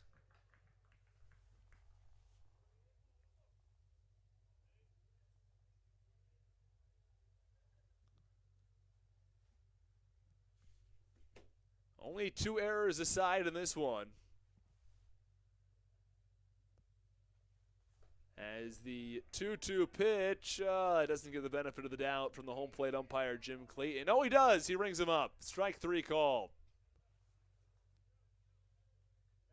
2 away in the top of the 8th. I thought it looked like strike 3. I was a little surprised that Clayton hadn't rung him up, but he in fact did. And it's on to the 5-hitter, Wellington Dotel.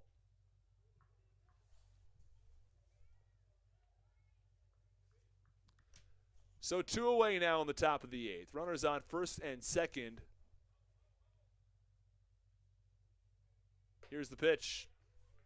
Called strike.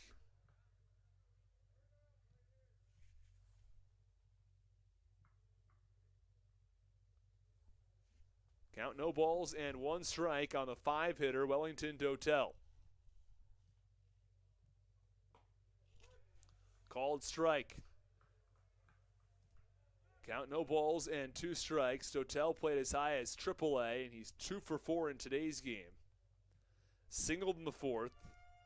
Also picked up a base hit in the 6th when he came around and scored in part of that 7-run inning where 11 different batters came to the plate for Kentucky.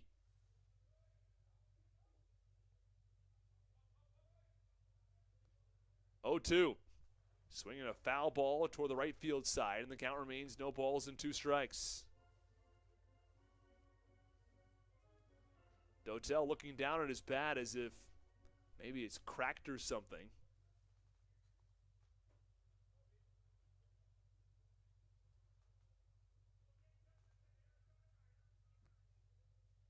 Oh, 2. Swing and a miss, struck him out. Roney with a big strikeout. He strands 2 Genomes on base. At the end of 7.5, it is the Blue Crabs 13 and the Genomes 9. You're listening to Blue Crabs Baseball on the Blue Crabs Broadcast Network. This is Ian Yetzko, and you're listening to the Hometown Real Estate Broadcast Network.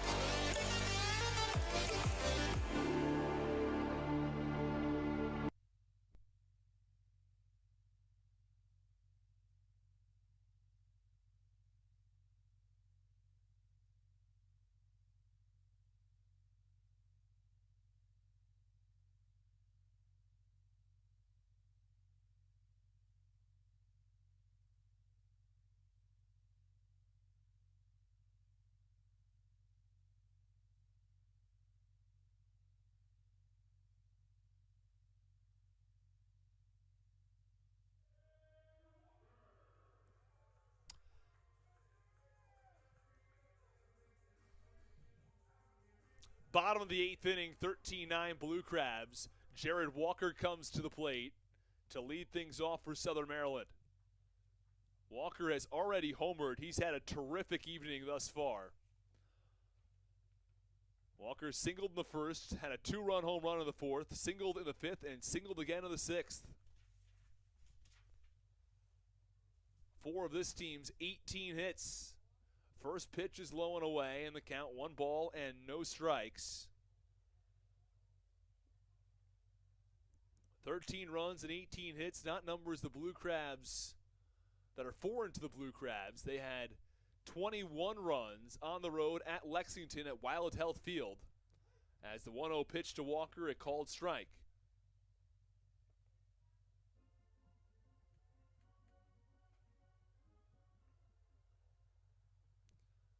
One ball and 1 strike on the left-handed hitter.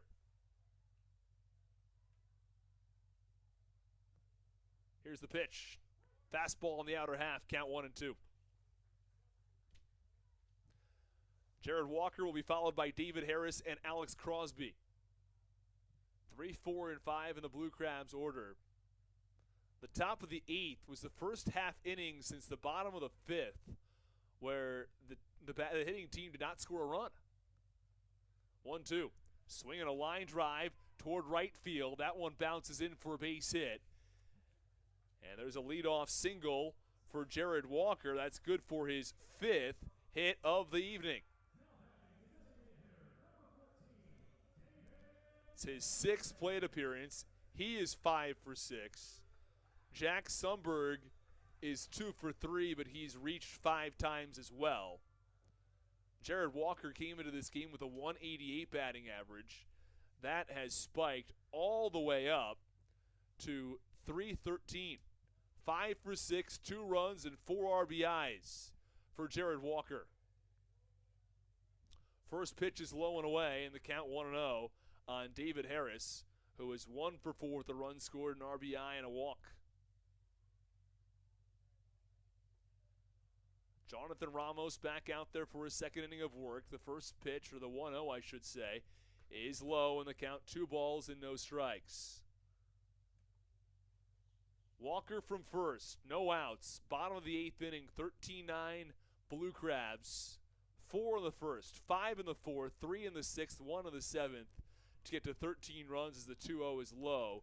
And the count 3 balls and no strikes on David Harris.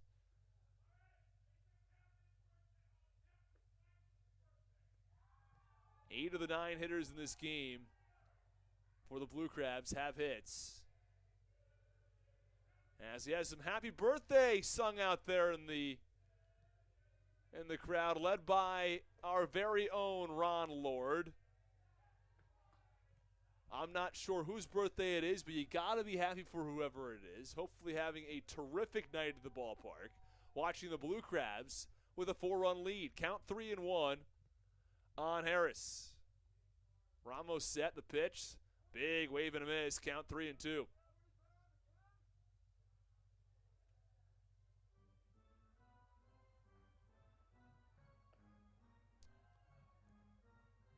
The catcher having a conversation with the home plate umpire, Jim Clayton. Not entirely sure what happened there. I don't think he was hit by the swing from Harris. Otherwise, it would have been catcher's interference, and Harris would be awarded first base. Well, either way, we play on.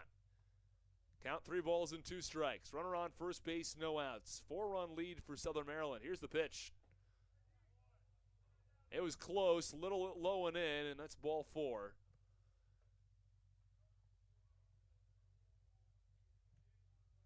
And now there are runners on first and second for the Blue Crabs with nobody out. Southern Maryland looking to get a little more breathing room, some insurance runs before the top of the 9th.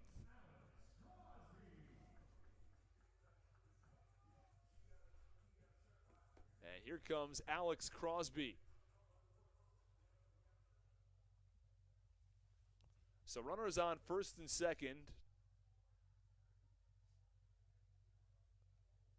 with no outs. Lefty-lefty matchup. Jonathan Morris, the pitch. Low into the dirt, count 1-0.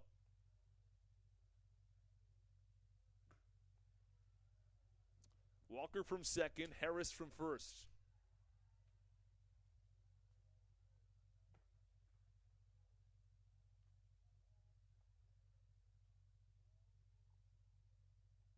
Fielders straight away on Alex Crosby.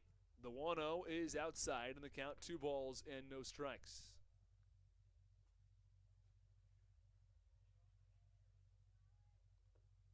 Thank everybody who has joined us this evening. Austin Rooney, along with Dylan and Wesley, our terrific camera crew here. 2-0, cut on and fouled off for the third base side. The count 2 balls and a strike.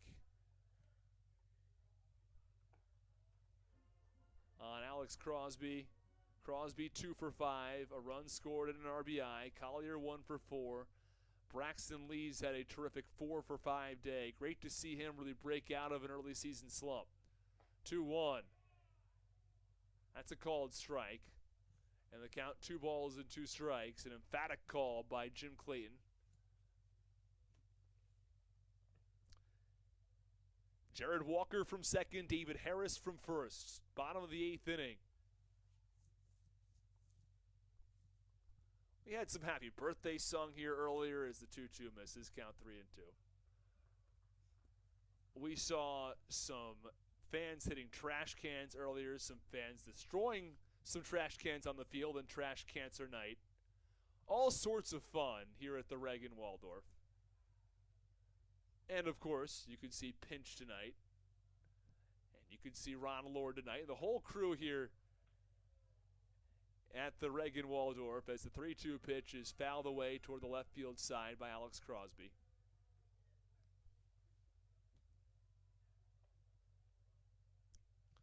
Let's take a look at some scores around Major League Baseball tonight in the bottom of the 8th inning here. Number of games have gone final. The Mets are about to take home a win over the Phillies. They lead 3-0 with 2 outs in the 9th. Edwin Diaz looks poised to get a save as the 3-2 pitch is low and away for ball 4 on Alex Crosby, and the bases are loaded with nobody out.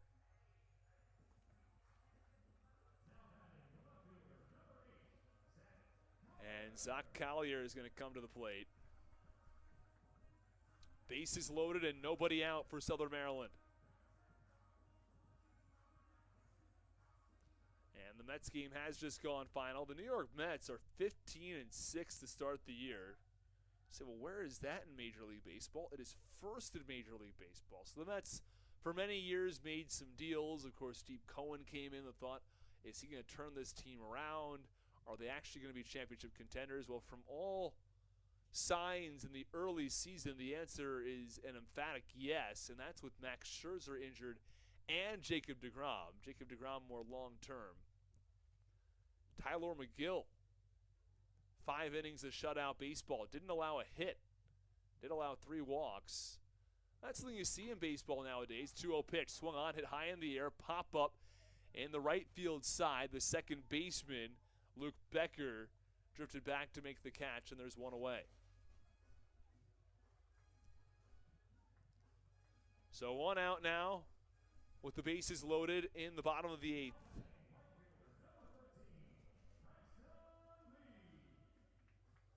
And Braxton Lee to come to the plate for the Blue Crabs. He is 4 for 5 tonight. Real opportunity for some Blue Crabs to get 7 at-bats in this game.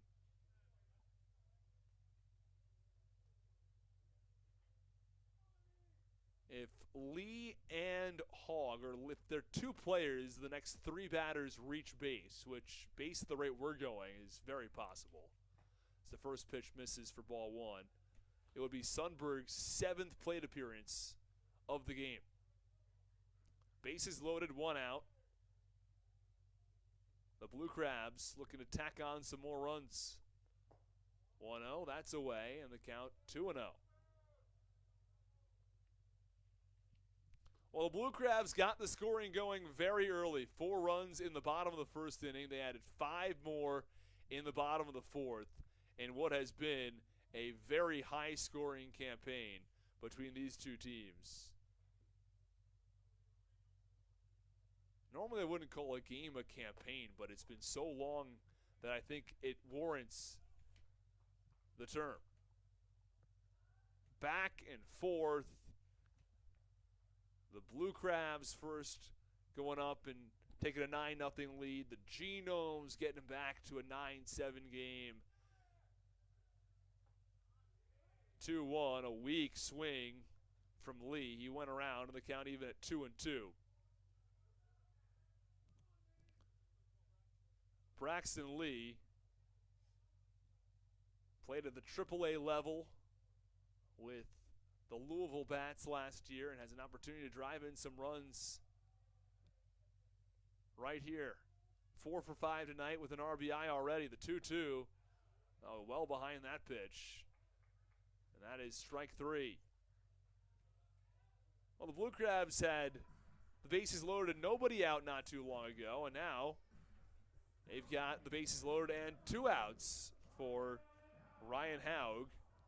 And it's Michael Baca on deck, and I think for both of them it would be great if Haug could get a hit. So Baca could get another shot up there. He is not have a hit quite yet tonight, but we've seen him break out earlier in the season, had a couple of big hits against Staten Island, including a double. First pitch misses for ball 1. Bottom of the 8th, 2 outs. Bases loaded.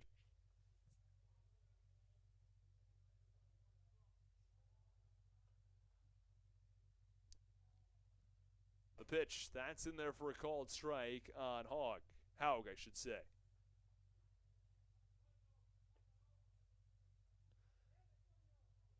So Crosby walked, Harris walked, and Walker singled. Walker from third, Harris from second, Crosby from first. The 1-1 pitch, swinging a pop-up in foul territory. Drifting over, and they run out of room. So the count to 1 ball and 2 strikes.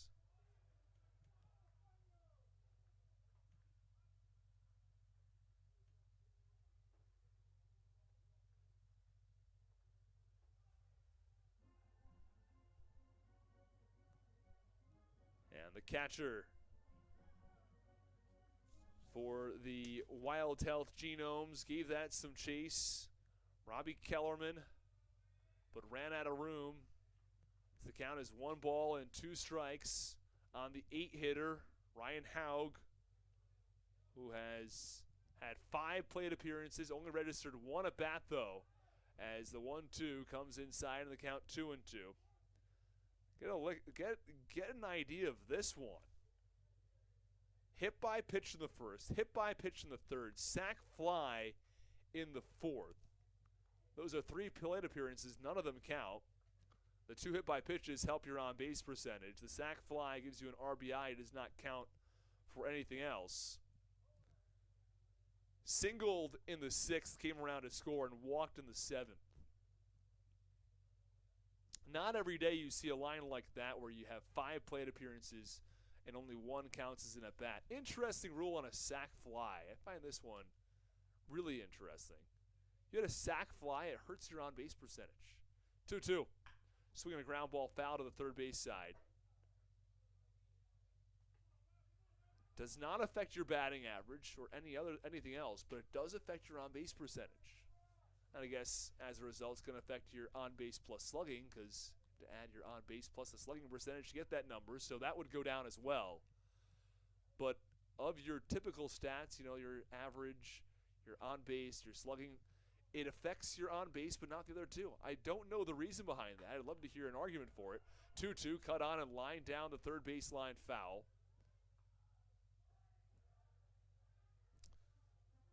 But that's one that I've always found surprising.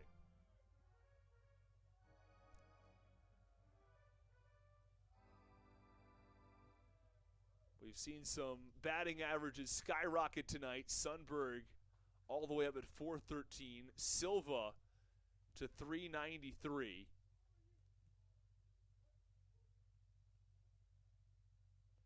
Harris at 346. Crosby at 357. Walker came in hitting under 200. He's at 313. 2-2. Oh, looked good. Home plate umpire Jim Clayton calls it ball 3. And the count is full with 2 outs in the bottom of the 8th.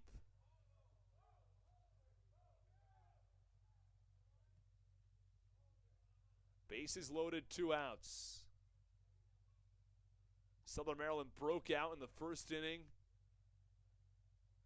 And the 3-2 pitch, and that's low and in for ball 4. And, well, that's 6 plate appearances for Haug. And only 1 is counted as an at-bat as he is walked yet again. 2 walks, 2 hit batsmen. He gets an RBI as the run crosses home. Jared Walker scores.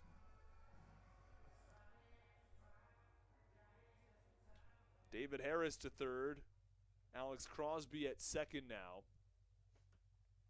Lead is 14-9 for the Blue Crabs. They tack on yet another run. And here is Michael Baca. First pitch misses low and in. Looking to put a cherry on top of this evening with a big hit here for Michael Baca.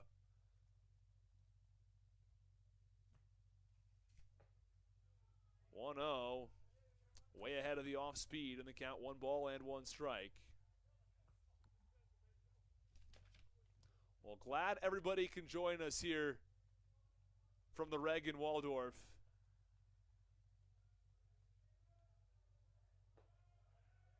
The 1-1. That's low in the count, 2 balls and a strike.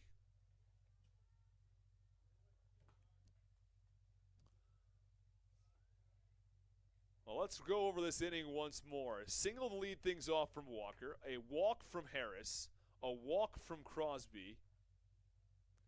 Collier and Lee. Collier popped out, Lee struck out. 1-1, cut on and popped up behind home plate.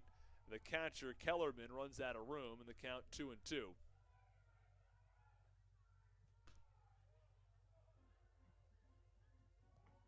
And then Ryan Haug just walked. He has 6 plate appearances. He has just 1 at bat tonight. 2 walks, 2 hit by pitches, a sac fly, and then he has a single. But Michael Baca, a couple fielder's choices. He's been on base twice tonight, but not via a hit. 2-2. That's upstairs, count 3-2. If Sundberg, who's on deck, comes to the plate, would be his 7th at-bat of the evening, or 7th plate appearance, I should say, because he's walked 3 times. He has just 3 at-bats. 2 for 3 with 3 walks. 3-2 to Baca. Struck him out. He goes down swinging, and that will end the 8th inning. The Blue Crabs still lead it 14-9. They strand 3 at the end of 8. It's still a 5-run lead for Southern Maryland. Stick with us for the 9th here on the Blue Crabs Broadcast Network.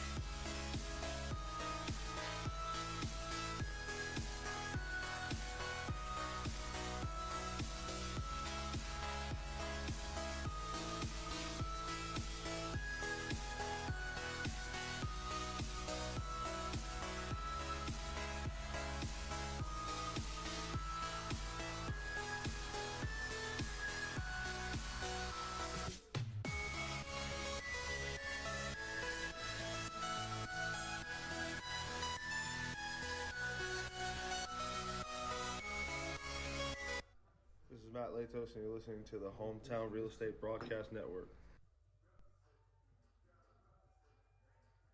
Top of the ninth inning, we've gotten used to seeing Matt Latos in the ninth inning, but instead it is number 32, Dalton Geeky, who is coming in for the ninth to try to finish this one off. Not a save situation, but Geeky nonetheless trying to finish off the Kentucky Wild Health Genomes. And for Southern Maryland, Geeky is the sixth pitcher they have used. Lamson, Ekamandia, Polanco, Marathu, Roney, and now Geeky. The Blue Crabs used Wells along with Andres Briseño, Matt Latos, and Patrick Baker yesterday. And Briseño and Latos also went the day prior, so they were limited as to who was available. And in a game that, look, it's not out of reach at a 5-run game, but it's also not all that close. You don't want to have to use someone like Latos or Briseño in that situation. And Geeky, a very talented pitcher, first pitch swinging, one's fouled down the third base side.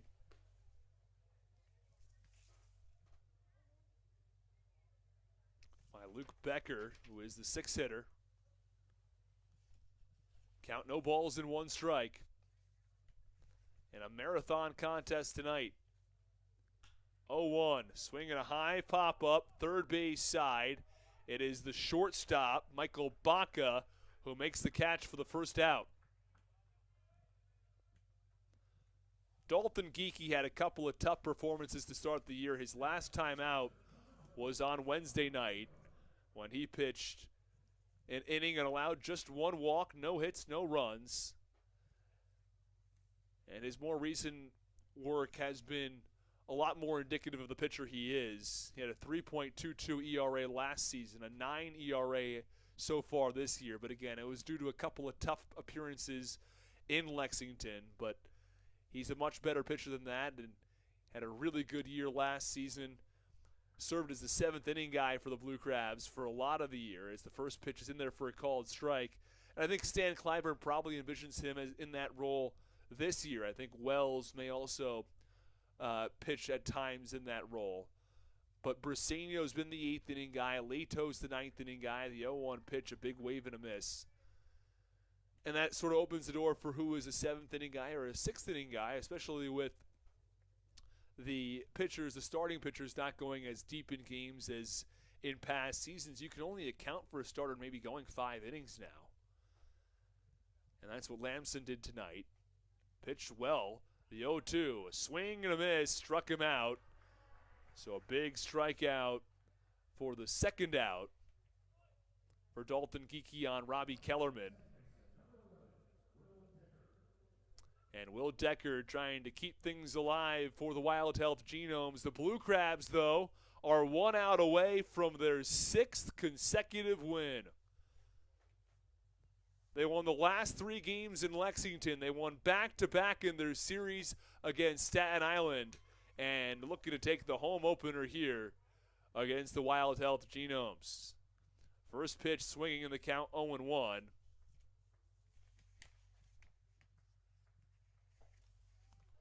Oh, 1 pitch, that's low. Count 1 ball and 1 strike on Will Decker.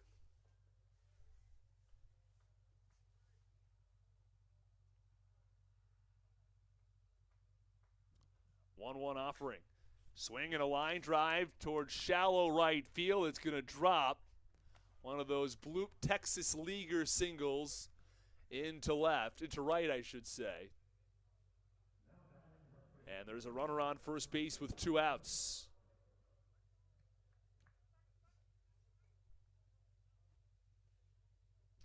Breland Almadova comes to the plate.